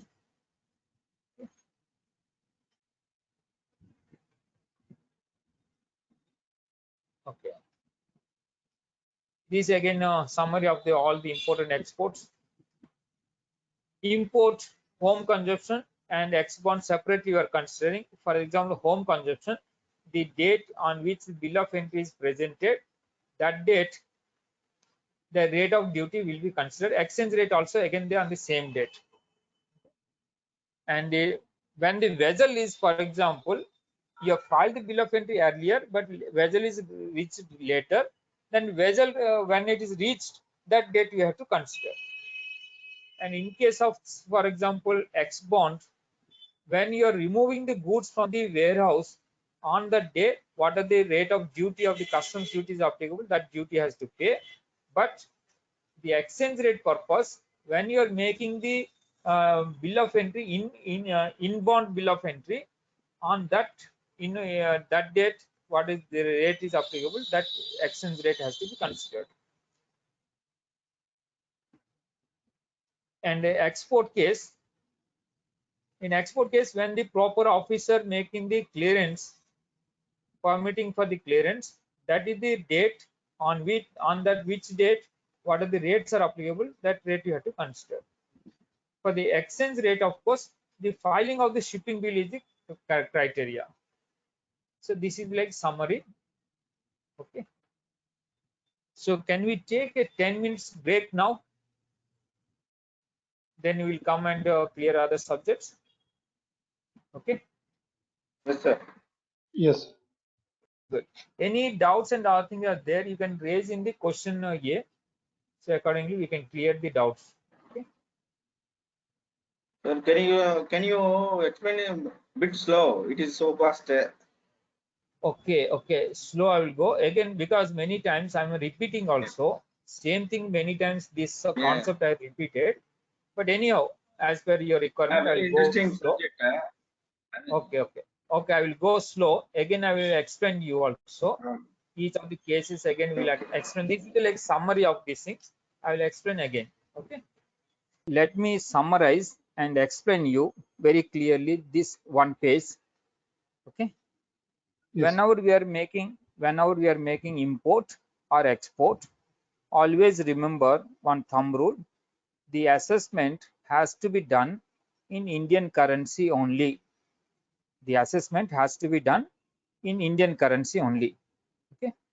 For that, suppose you are entered into contract with the supplier for import, for example, your supplier is made a contract on Indian, I mean, so in US dollars or in pounds or euro, but you have to convert that into Indian currency only for the assessment. Okay, on the assessable value only customs duty will be calculated. So first you have to convert into Indian currency. How you will consider? Don't consider the RBI rates. RBI rates for the bankers, not for the customs. Okay, so you have to convert the exchange rate from the dollars to Indian currency, for example, with the customs notification only. Every month customs are notifying. In certain cases, even very frequently also, suppose the fluctuations are very high, then even weekly or 15 days once also they're publishing. Through the customs current publication, what is there in the notification, based on that conversion only, you have to convert the foreign currency into Indian currency. Okay, that is the first step. After the conversion into Indian currency, then the duty applicability you have to consider. When the duty is payable, means on the what date, because the duty also subject to changes. Many times through notification, customs are changing, either increasing or decreasing. So which rate will be applicable? The when you are making the application, for example, import application you are made, that is a bill of entry. Bill of entry, when you are made for the home consumption, there are two bill of entries. One is for the home consumption, means immediately you are taking from the customs to your out of customs for consumption in the domestic consumption. Okay. The other bill of entry is for the warehousing. There is a bond bill of entry we call, into bond bill of entry we'll file, that when you are making the warehousing, immediately you are not consuming, but you are storing in warehouse for certain time for various reasons. Okay. So now we have to assess how the customs duty will be applicable. One is about the exchange rate. Exchange rate, always remember, when you are making the document filing for the import, it is a document, that is a declaration is bill of entry. For export, the declaration is shipping bill or the bill of export. Whenever you are making such declaration, on the date, what are the rate, the exchange rate is applicable, that we have to take. That is a thumb rule, always a thumb rule, one simple thumb rule for the exchange rate conversion. But for the customs duty rate, different provisions are there. For a home consumption, at the time of filing of the customs, this bill of entry with the customs, what are the rate of duties applicable, that you have to pay for the home consumption bill of entry when you are filing. In case you are filing the warehouse bill of entry, then at the time of the removal, you have to make the ex bond bill of entry.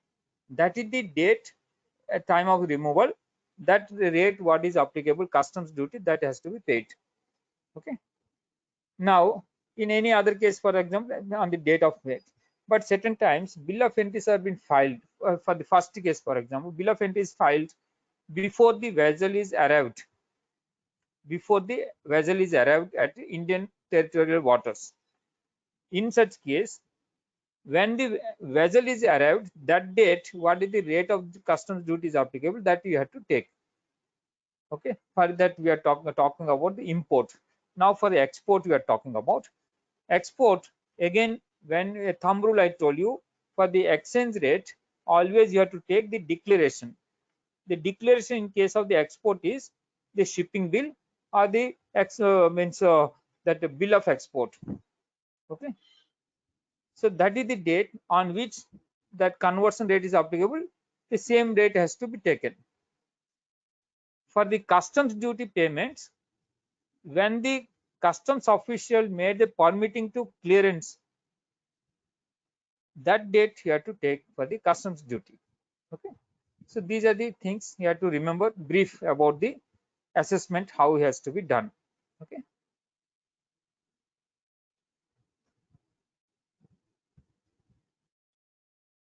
Then again, this is the summary of the provisions for the all this import and export transactions. These are the summary of the sections. Just I mentioned the sections, just a summary of these things, okay, to make you understand about this. Okay. Now the presentation of the bill of entry, when we have to present and what are the provisions, we'll discuss.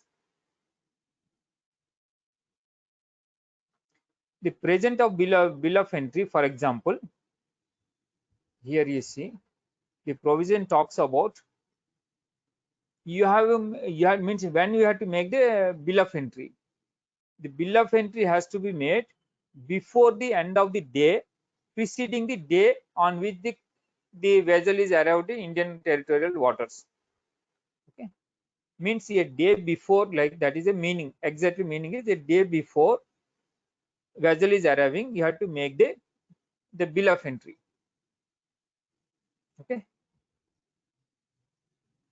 suppose you are not made the bill of entry and you're not paid, then what will happen? There's penalties again. Okay, those provisions also I'll tell you further. No change in the late fee. You see, late fee is at present remains 5,000 rupees per day for the first 3 days, then 10,000 per day. Then after the third day increase, you see how they increase the rate. I mean, that is why it is very important. You always have a good rapport with the means all your suppliers, and you are supporting these service providers. So timely you have to file the bill of entry. Yeah, one day before the vessel arrives, you have to file the bill of entry. Otherwise, these are the penalties: 5,000 rupees per day for the first 3 days. Then after it will be 10,000 per day for the after the third day, no, means fourth day onwards. So that is how very heavy penalties are there. That is why we have to avoid such things. Then type of duties we are talking about. Now we know about the uses. We are going step by step. One, first we have made the assessment. Okay, assessment how to make and everything we have understood. Transaction value generally we take as an assessment. Then the rate of the conversion you have to make from the foreign currency to Indian currency on the based on the date of the means your filing of the declaration. Then customs duty assessment has to be made. But then customs duty assessment, assessable value and all thing we found it. But what are the different type of duties are there? That we will discuss now. Okay. And the duties broadly, if you classify as per the customs this tariff act 1975, if you broadly classify, there is a first schedule that is for import, second schedule for the export. Okay, and again for the import, first you have to find out the means HSN code, which HSN code is applicable. For example, that item you have to find out which code. Every item has a different rates are there. First you have to find out the HSN code, and correspondingly the rate of the duties you have to find out. What are the rate of duties, various duties and other thing I'll tell you. And how, what are the methods also there, levy methods also there, that what are the modes, that is also I'll tell you. First let us understand how the mode of levies. One is the ad valorem basis. Ad valorem basis means percentage. Simple understand. Ad valorem, the meaning is percentage. Suppose you had made a 10,000 rupees import, for assessment value always must be in Indian rupees. So 10,000 rupees import you have made. On 10,000 rupees, there is a 10%, for example, the rate of duty of the customs duty is 10%. So you have to pay on 10,000 rupees 10% customs duty. That is a ad valorem, means always a percentage. And there is other rates, other specific duty. Specific duty means certain amounts they mention per kg, per ton or per piece, like that customs declares. Those are very limited certain items only, like palm oils I told you, and other gold I told you, like that they will mention specific duties for specific certain items. Okay, those are per kg, per ton or per unit basis will be there. Okay, in certain cases both specific value plus ad valorem, both they use it. Okay, so this is the mode of the levy payments. Then about the customs duties, one is the basic customs duty. It will be levied as per the section 12 of the customs tariff act. as Customs Act 1962, read with sections 2 of the Customs Tariff Act. Okay, this is the basic customs duty we have to pay. After that, at present, integrated IGST we call it integrated tax. So this is as per the section 3.7 of the Customs Tariff Act. Okay, and then cess also applicable. Being the cess means compensation cess. The compensation cess also applicable. That is again as with GST. The compensation cess of section 3.9 of the Customs Tariff Act. These three are broadly applicable. Okay, in certain cases, like additional customs duty is applicable, CVD. Like earlier, it is for all the items CVD was applicable because all items are subject to excess duty. This is nothing but countervailing duty equivalent to excess duty. But now also this is applicable only on certain items. For example, petroleum products, petrol, diesel, and gas and all things, aviation turbine fuel. These things still that excise duty is applicable. So those excisable goods, the CVD is applicable, countervailing duty. This is additional customs duty. And then special additional duty also, this is again prior to the GST. Only those items, it is still applicable. Only for non-GST items, these two are applicable. Okay.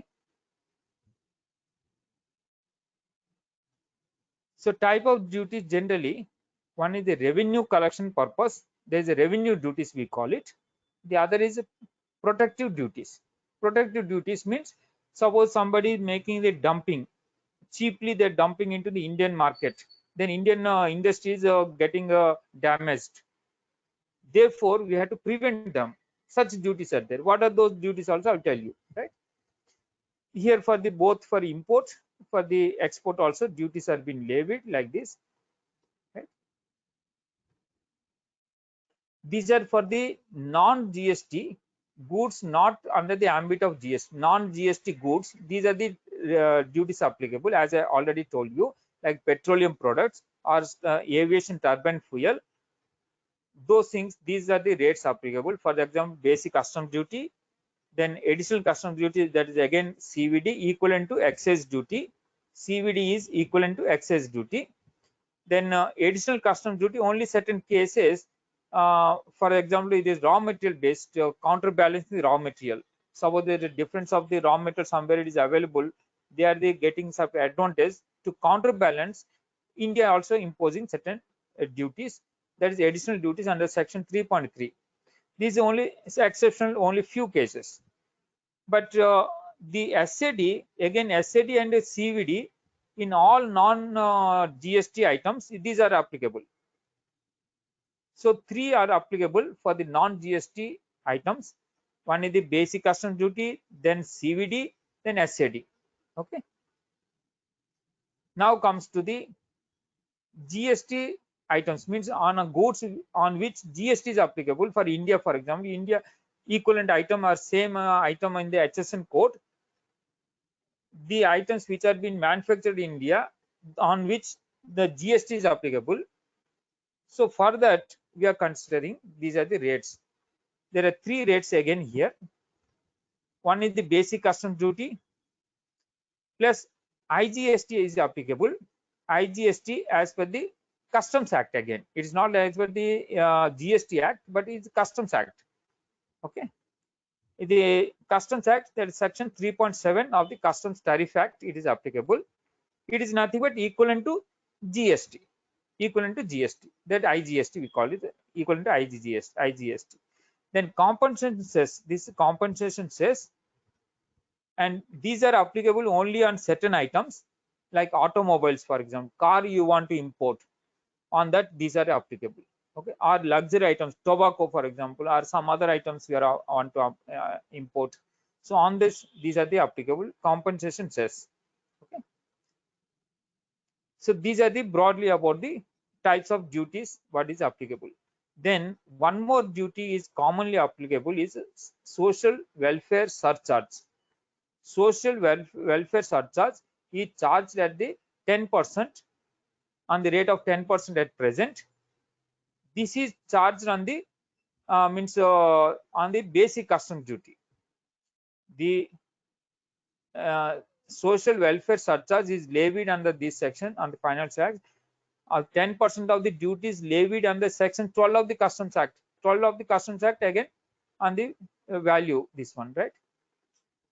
So these are the one value. This is also the social welfare surcharge also is a mandatory, and most of the items it is applicable. Only exception certain cases, otherwise all these things are applicable. Now they are introduced another one through a finance bill 2021, effective from the 1st January, 1st February, sorry, 1st February 2021. This new cess is also applicable. This is in agriculture, infrastructure and development cess, called as in AIDC. This is applicable only on certain items, not all items, but certain items. And correspondingly, of course, the basic customs duty is balanced it, because both should not be applicable at very high rates. So certain items they reduce the basic customs duty, but they levied certain additional duty, additional cess. This cess they call is the duty again. It is again tax. Okay. And this agriculture infrastructure development cess purpose is to encourage the or develop the agriculture related infrastructure, because these are going into different heads. Different duties goes into different heads. Okay, basic customs duty different head, then IGST is a different head. Like that, these also goes into different head. Okay, social welfare surcharge is a social purpose. This is for the agriculture infrastructure purpose. Okay, this apart, I told you protective duties. One is the revenue collection duties, as I told you and explained you. Now we are going to protective duties. Means there is certain, for example, some goods have been dumped into India at the lesser price compared to their manufacturing cost. It can happen, like Chinese mostly they do, to kill the Indian market, Indian manufacturers or Indian traders. Then they can monopolize. So therefore, government is to protect Indian market, Indian indigenous industry, they have to protect. So therefore, they introduce the anti-dumping duty. They call the anti-dumping duty they introduce. So anti-dumping duty, again, it has to go as per the section. These are the sections 9A, 9B, and 9C of the Customs Tariff Act. That's A 1975. Here there is a DGTR is there, Director General of Trade Regulations. They make the restrictions or any of the imposition they recommend. They recommend to the customs authorities. Then customs authority through notification they impose the anti-dumping duty in case any items are found as a dumping into Indian market. Okay. Similarly, there is counter measures for the measures under the section 9. These are the subsidies. For example, some other country, for example, from US, for example, US is giving certain farmers certain subsidies, and because of that, the farm products from the US are cheaper, and they are dumping in, they are sending into the Indian market at cheaper prices. So the government subsidies or other assistances also tantamount to damage the Indian market. So therefore, they make the countermeasures, countervailing measures they make under the this section 9. Then other is safeguard measures. Safeguard measures means all of a sudden, for example, there is a surge of imports. Certain times it happened, surge of steel is imported in India from the China and other countries, South Korea, China and other countries. The materials are dumped into the India with very cheaper prices. All of a sudden that surge of imports happened. Indian markets is collapsed. Indian manufacturers crying out, they went to the losses. So therefore, the government can take the measures to restrict certain imports. They make certain duties. That is called safeguard duty. Okay. So these are the preventive type of duties. They call these generally. They are the three. Okay. Okay. Then assessment of duty. Self-assessment procedure is there. Means you can declare duty and you can pay yourself, and based on the RMS system, the system will decide and it will go without any interface with the customs officials. Then there is a provisional assessment. Suppose the customs officials make certain objections, you make the declaration, but that is a declaration is doubtful. Then you can clear the consignment, because consignment, if you stopping, lot of corresponding other expenses, consequential expenses will increase, damages at the port, and container detention charges, and many other things can cost you. And also your production requirement, for example, your production will stop. Otherwise, if you are a trader, unless your money is blocked, therefore there is a provision for provisional assessment. Provisional assessment means you can make a bond declaration with the customs, you can make the clearance of the goods, and later you can make the assessment. That assessment procedures are there, that you had means customs official may be asking certain additional documents to prove your assessment is correct or not. Additional documents they're asking, or additional certificates that they're asking for. So those you have to provide. That takes certain time. So therefore, that provisional assessment also allowed once you make the execution of the bond, and you can clear the consignment without waiting for the all the document submissions and reassessment and nothing. You need not wait. Then the reassessment means the assessment is you have provided that self declaration, but the customs are opposed, and you have provided some documents, but the customs official has the authority to make the reassessment. Means you have declared, for example, 10,000, but customs official objected.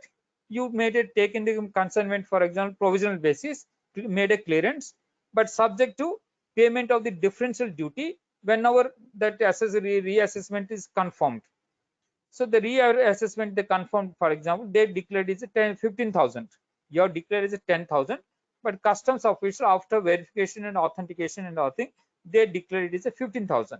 The differential duty, where that value on that differential amount, you have to pay now. Okay.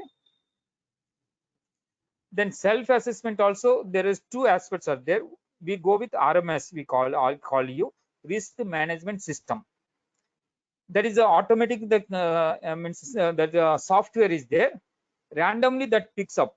Not all the consignments are subject to inspection or assessments, only randomly that assessment can happen. Otherwise, whatever you are declared, self declaration basis, the consignment will go for the clearance without any customs officials interference. But on RMS, when it's going, they picks up certain items, then they will ask for the details. Okay. So there is two assessments are there. One is the second appraisal. Second appraisal means the consignment goes as per the RMS system, as per the system they declared. But first appraisal means first that goods will be inspected. The goods will be inspected. Then based on the goods, that correct declaration and other thing, that assessment will be done.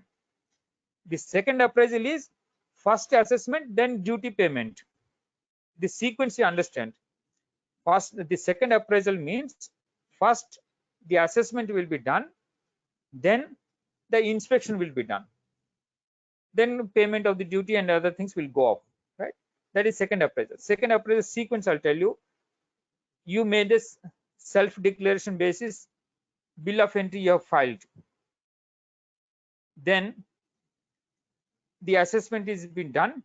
Based on the assessment, you have paid the customs duty, then that inspection it will go. It automatically on the RMS again. If any is required the inspection, it will be done, otherwise it will be cleared. So that is happens in the second appraisement. The first appraisement, first inspection will happen, not the assessment. First inspection, based on the inspection, that correct declaration, correct materials and all things they authenticate, then only assessment will be happen. So say the first appraisement.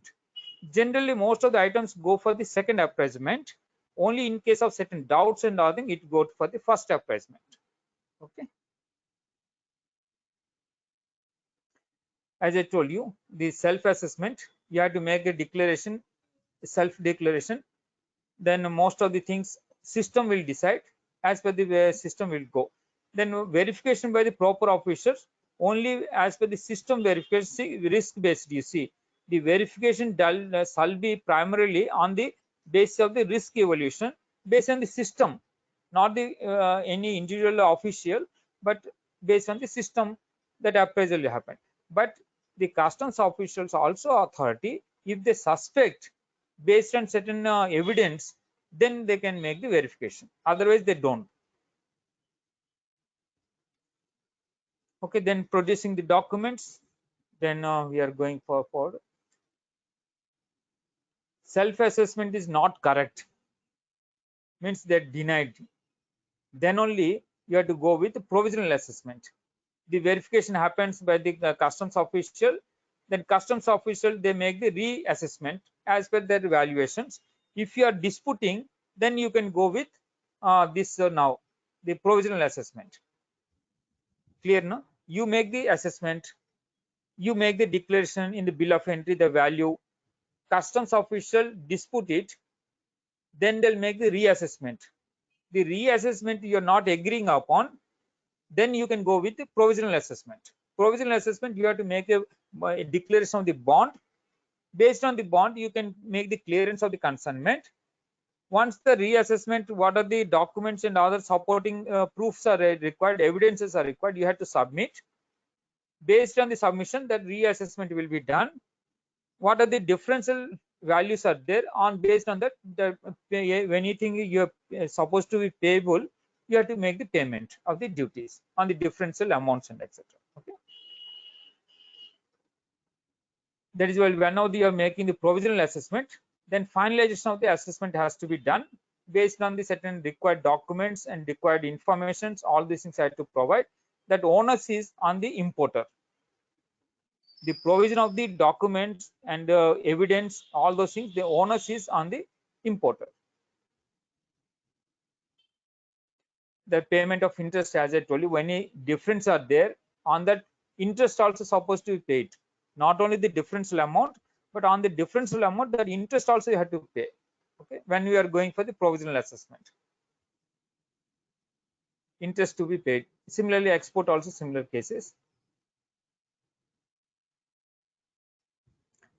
Okay, the bond has to be executed whenever there is a provisional assessment. Double bond we call is, means double the amount of the duty, the differentials that has to be paid.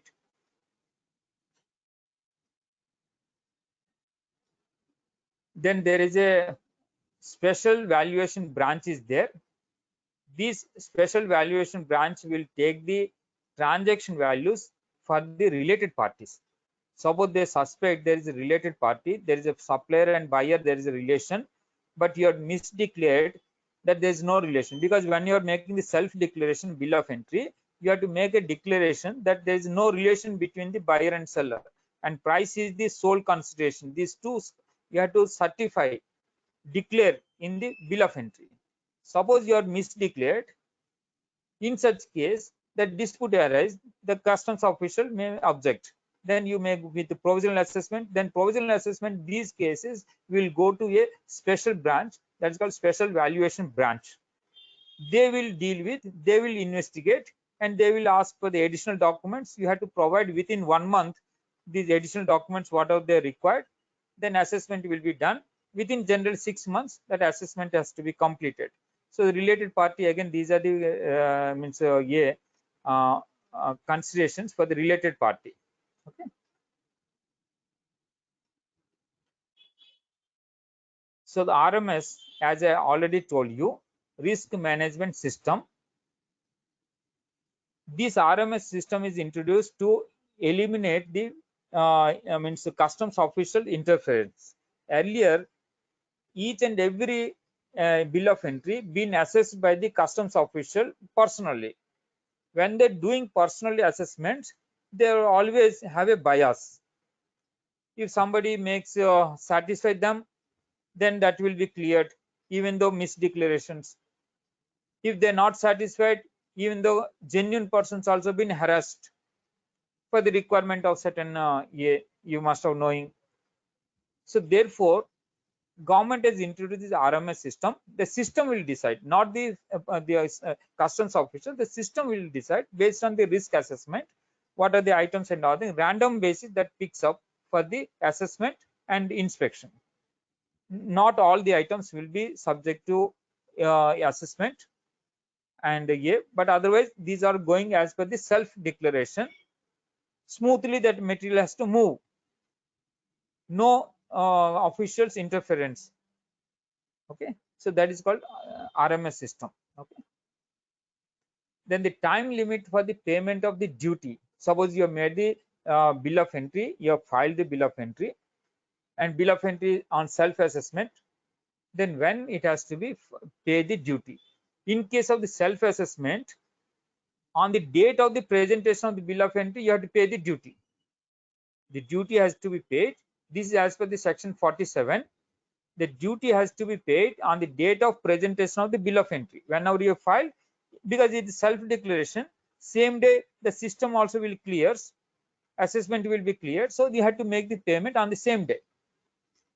Suppose within one day, in case of it is a bill of entry is returned by the proper officer and reassessed, for example, or provisional assessment is done, in such case one day provision is given. Within one day you have to make the payment, excluding holidays, for example, right?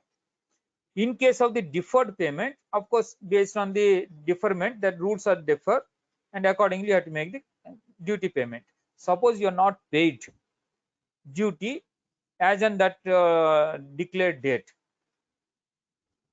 then if he fails to pay the duty within the time so specified, he shall pay the interest on the duty not paid or short paid. On that amount, you have to pay the duty till you make the clearance of the year, right? So therefore, this is the import related concept. Now, customs has introduced Turant customs, means faceless assessment. This is introduced in view of the, of course, before corona they started many things to make the ease of doing business, but many things materialized in the corona period, because corona made certain our life also constrained for the movements, face to face meetings, and transit and all thing also very difficult for the movements and all thing. So therefore the customs felt, I mean, the government has felt it is essential for making the faceless assessments without any paper movements, paperless, and also face to face. There is no need to meet any officials. Everything will be done on the system itself. So those things they introduced, they call it the Turant customs, a faceless assessment. That is a big reform like in the customs. In the faceless assessment, what is means faceless one means we need not meet any officials.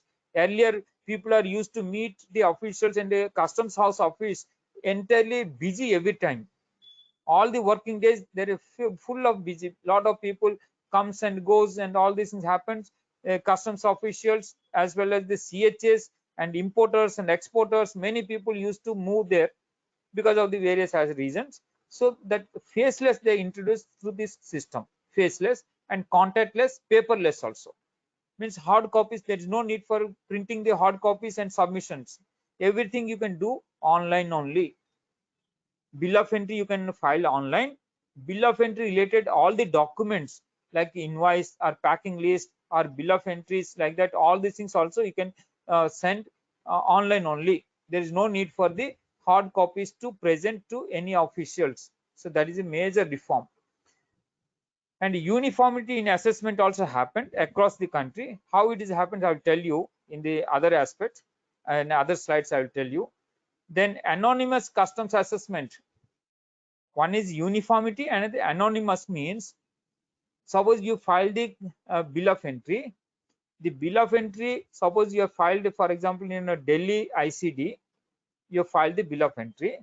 The bill of entry will not be assessed on the Delhi ICD. It will be maybe in Hyderabad, or it may be in Chennai, or it can be in Mumbai, JNPT. It's not on the same port, that means custom station. Some other custom station will do, because many times what have they found is government, if the same customs of a station it has been assessment is done, then there are certain bias factors are there, certain corruptions are happening, some known figures, known export and imports, and known misdeclarations. All these things have been suppressed because those officials are known to. means you have a good rapport with them, managing them with satisfying them, then these things are happening underhand. So to curb these things, government is introduced this faceless assessment, and also anonymously assessments happen. You don't know which it is that file that your assessment, that declaration where it will go. You may be filed at the custom station at ICT Hyderabad or Sanat Nagar, for example, in Hyderabad or in Delhi, but it may go to some other custom station, not on the same custom station. Okay, so it reduces drastically the interface between the customs officials and the trade, either importers and exporters. You don't know where it is gone. So that is the beauty of it, so that without bias assessment can be done. Okay, it is built faster also, because system everything takes care of, no manual interference of the officials and all, everything is system based, less cost, also transparent, because earlier the transparency is not there, because the customs official always looking for something, and if you have satisfied them, then there is a smooth movement, otherwise they put the hurdles.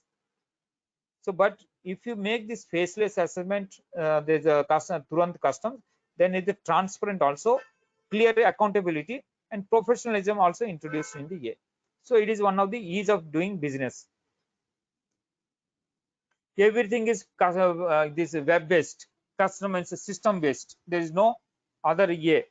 Also the out of charge also, you need not submit any of the documents. For example, out of charge, how it is happened, you have to provide the proof of the documents that assessment is done and duties are being paid. Then that assessment duty payment documents are to show to the customs official, then out of charge is given. But because of the system based now introduced, there is no need for the submission of any hard copies, everything on system based. That code, if you tell that a customs official can verify the code on the system itself, and the consignment can clear. So the how this faceless assessment will happen, you see, say custom station A, you have made the bill of entry, your self declaration, you have made a bill of entry at the custom station A, but this will move to the other custom station, not on the same custom station assessment will be done, but through automatic system it will be referred to the some other custom station. Okay, there maybe it is a B, like you have filed at A, but it went to the B, you don't know, and customs officials will not be knowing, right? So that is why without knowing, anonymously the movements happen, and system will be automatically making the assessment.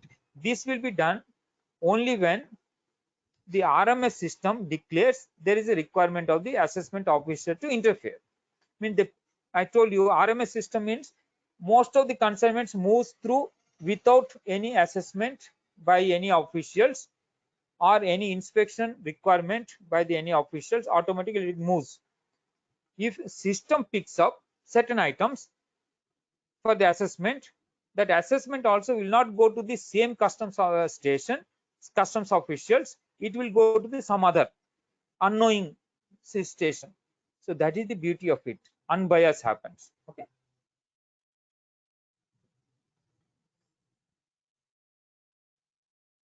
the flow I'm talking about. So you have filed the means electronically, that is filed, bill of entry has been filed, for example, and ICE gate.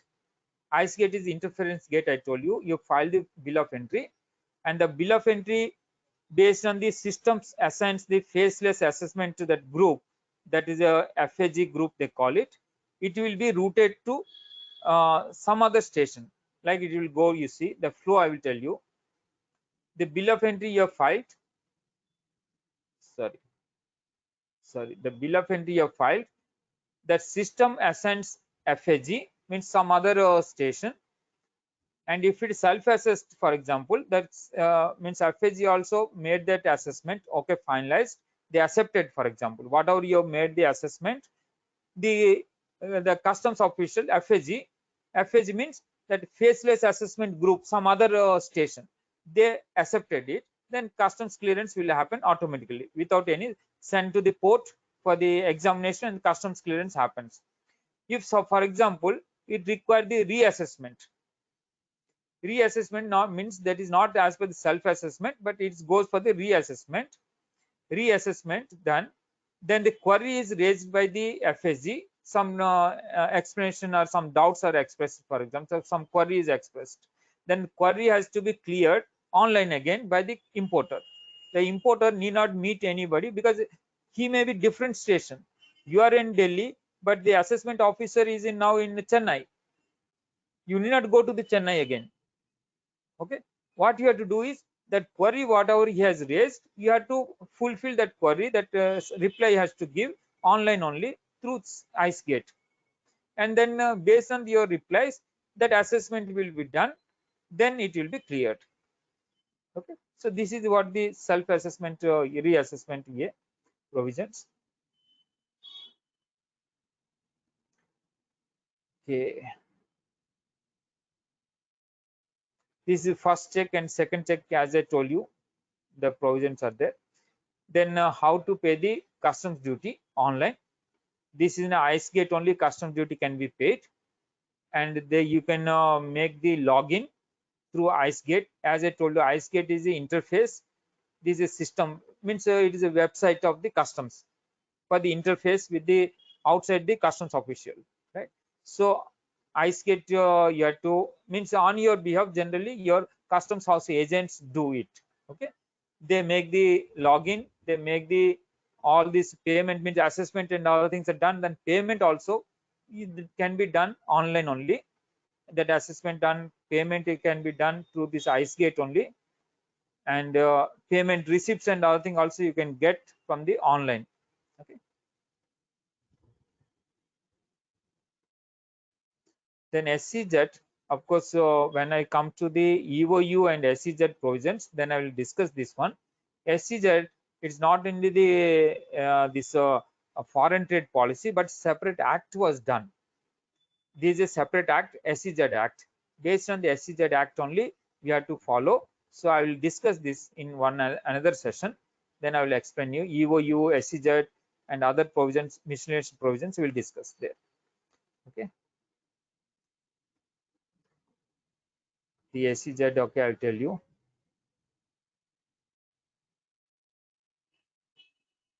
Then one more provision is there: manufacturing and other operations in special warehouse regulations. This was introduced in 2020. Very beautiful provision. In fact, many of the so advanced authorization and EPC schemes which are there in foreign trade policy can be removed, and this can be adopted. This very good provision, because in the warehouse earlier only to stock it, that provision was there. Only you have to stock, you have to provide. Sometime you want to store there and later you want to clear, that is the provision for the warehousing. But now they made manufacturing can be done in warehouse, not only just storing, but you can do the manufacturing also in warehouse. So that provision is called as a manufacturing and other operations in special warehouse regulations, mover they call it, or mover they call it, 2020, right? The notification I told you, this is for the ease of doing business, and also attract the foreign direct investment and promote the trade. Because on the warehouse itself, customs bonded warehouse, you can do the manufacturing, then you can export, or you can clear for the domestic market also. Both the provisions are there. It is a very flexible provision. There is no much of the documentation. Only you have to make the triple bond with the customs officials. Triple bond is required for the customs official. You have to file, and you can import the items, whatever items you want, you can import those imported items after the declaration of the along with the bond. You can bring to the warehouse. In the warehouse, you can do the manufacturing, either packing, repacking, or additional manufacturing, or conversion to finished goods. You can do it in the warehouse. Then payment of the duty will be when you are making the clearance. At the time of import, you need not make any payment of the duties. Only you have to make the clearance based on the bond without making any payment. Therefore, it is a deferred payment provision. The payment of the customs duty is deferred to when you are manufacturing. After manufacturing, suppose you are selling in the Indian market, then customs duty correspondingly on the manufactured goods you have to make the payment. Suppose you are exporting, then there is no need for any of the payment of the duty, because you are imported without payment of the tax, because exports should not be taxed. That is a very fundamental rule across the world. No exports should be taxed. Okay, so when you are importing, you are not paying any duty. You are making the into the bond and bringing the material to the warehouse. You are manufacturing, further value addition you have created, then you are exporting, then the exemption is there for the payment of the duty. If you are making the supply into the domestic market, means you are imported, you are not paying the duty, but you are put into the warehouse, and in the warehouse you are manufactured, then you are selling into domestic market, Indian market, then of course you have to make the payment of the customs duty on the manufactured item, the finished goods. Okay, so that is the provisions they made it. So these details again I will call out once in we comes in the customs documentation and other thing, then also again I will cover. Otherwise SCZ and other thing I will discuss, then again I will cover, and details I will explain to you. But otherwise this is a very beautiful provision of the customs they introduced. Here there is no interference of the DGFT. Everything through customs only happens here. Other schemes, for example EPCG scheme or advance authorization, there are 2 3 agencies are there, like every time you have to move around. One is about the DGFT, where from you get the licenses. The license has to be registered with the customs. That customs clearance and other thing has to be done. There's another agency, banks also there for the EBRC, like that provisions. I mean payments, whether payments are received or not, those their EBRC provisions are there. So there are 3 agencies are there. Every time interactions are there, you have to move around all these agencies. But here there is no much of the paperwork. There is no additional agencies are been involved, only the customs. So that is the beauty of this scheme, very useful scheme. This is also WTO compatible provision. This is a WTO compatible provision. But other schemes like EPCG and advance authorization and other schemes are there, like MEIS also there earlier, they're now stopped because we have a certain restrictions, objections from the WTO.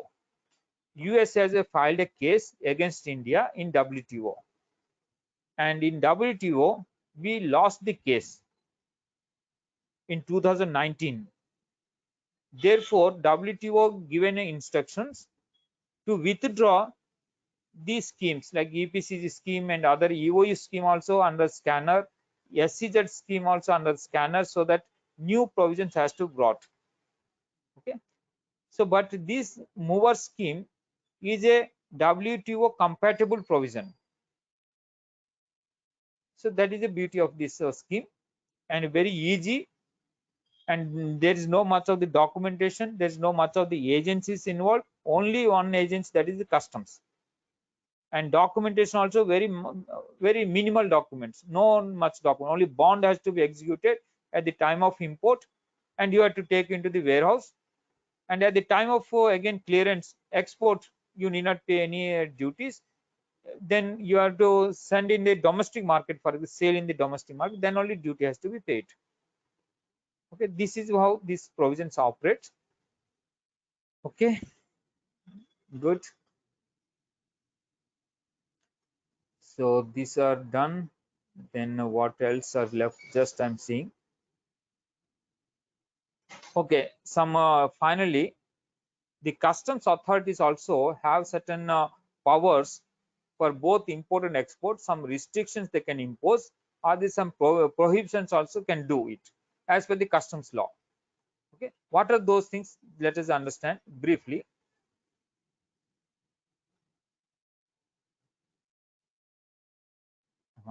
These, for example, the section 11 to 11A to 11G. These are detection of the illegally imported or exported goods and prevention of the disposal thereof. Under this provision, government can notify smuggling, mainly about the certain items. For example, and mainly like gold, like precious items, gold or electronic items like that. When now the smuggling or anything are there, then government has the authority. Government can notify the smuggling for prone goods to strictly monitor their import. People handling them need to intimate place of the storage, maintain accounts properly, and sell against proper brochures, vouchers. Notifying of the goods imported for the personal use are not affecting these sections. So similarly, there are other provisions also there. Like these are the provisions under section 11. These are all the provisions are there. Okay. Then packaging regulations also there. Provisions of the standard weights and measures. These also, because these is some other rules, but is also equally applicable for the imported goods or exported goods. We have to observe for the certain packaged commodities. For certain rules are there. For example, you have to mention some leveling, some declarations you have to make for the example weight, for example. So those things has to be done as per these rules. Okay. And also this Bureau of Indian Standards about the quality requirements or any standards, the standards of the quality or any other assessment of the products that has to be followed, that has to be mentioned in the either goods are exported or imported. Mandatory Indian quality standards also, IQS, certain items that must follow.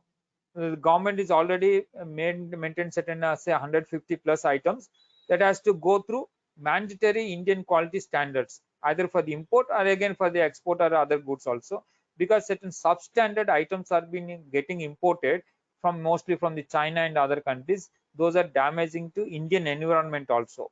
Suppose toys, the children's toys are coming from the China and they are using very attractive colors and all thing.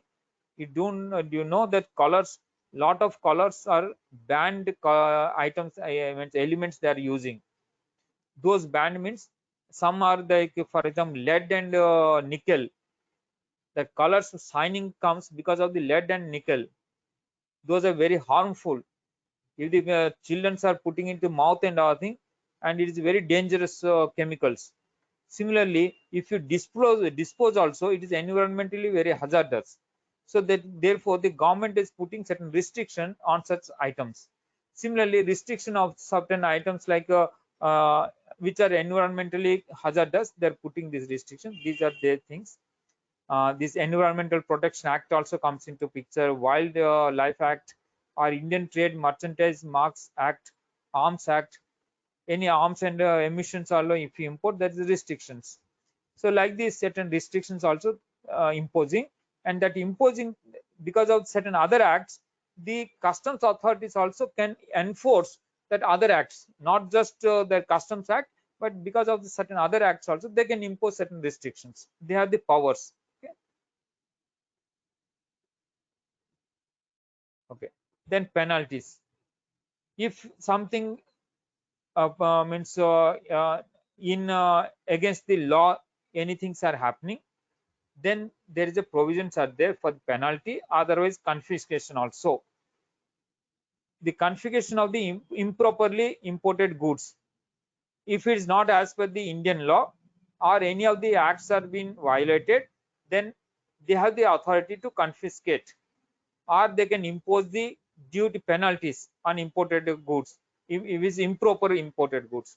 Similarly, confiscation of the improperly imported goods, attempt to bring into the are exported, imported and export both are there, right? This is for the import, this is for the export. Then penalty for the attempt to export the improperly. I mean, any of the violations happen, that is the what we call it, any of the violations of the law. Then conveyance liable. Conveyance also means carrier. The carrier also they can confiscate not only goods but the carrier also. Okay, means a truck or vessel, those also can they or any boat they can confiscate. Then penalty for the that conveyor means that yeah. So these are the some of the confiscation and the penalty provisions under the customs provisions. So today we are discussed about all these customs related all the provisions. Okay. Then next, of course, next week also, otherwise as uh, tax guru will inform, we will again meet. And today we are closing the session. Anything you want to discuss, I am open for another sometime. And otherwise, if you have any doubt also, as I explained to you, you can write to tax guru. That provisions are already I explained to you. If you have any doubts, you can write to this taxguruedu.com /forum. There you click, means if you open this one, taxguruedu.com, then forums is there. This is the forum. There for that, there are various other courses also going on. So this course is about the customs and you can click here, and then you can put into your login details. Then you can write any of the questions. Those things will be replied within say a couple of days, or within 1 week maximum. Okay, clear, sir? And also the recordings, as I told you, recordings will be there. The taxguruedulearning.com. There you have to go and log in. Then automatically your recordings will come for your accessibility. Right? Clear? Any doubts? Sir, regarding the levy, you said that there is a situation where a specific duty plus ad valorem duty is there. Can you give an example for that? Examples, and in the A also, next practical sessions are there. Next session I will show you in the customs portal ICE gate, and there I will show you also how to calculate the duties also. I will show you in the ICE Okay. gate. Okay, Okay. and how to find out other taxes also I'll show you. So all the Okay. practical things I'll show you in the next session. Okay, Okay. because Thank you. first we have to understand the concept, then practice. Okay, Yes. so that is an approach we are going. First I explained the first day about the import and export broad concepts, and also that import and export with the foreign trade policy I explained to you. Today we are discussed about the customs provisions, and next onwards practical things will move. Okay. Documentation and the practical how to calculate the duties I'll show you in the ICE gate. Okay, Okay. clear, sir? Thank you. Good, good, good. Any other things? Otherwise we are closing today.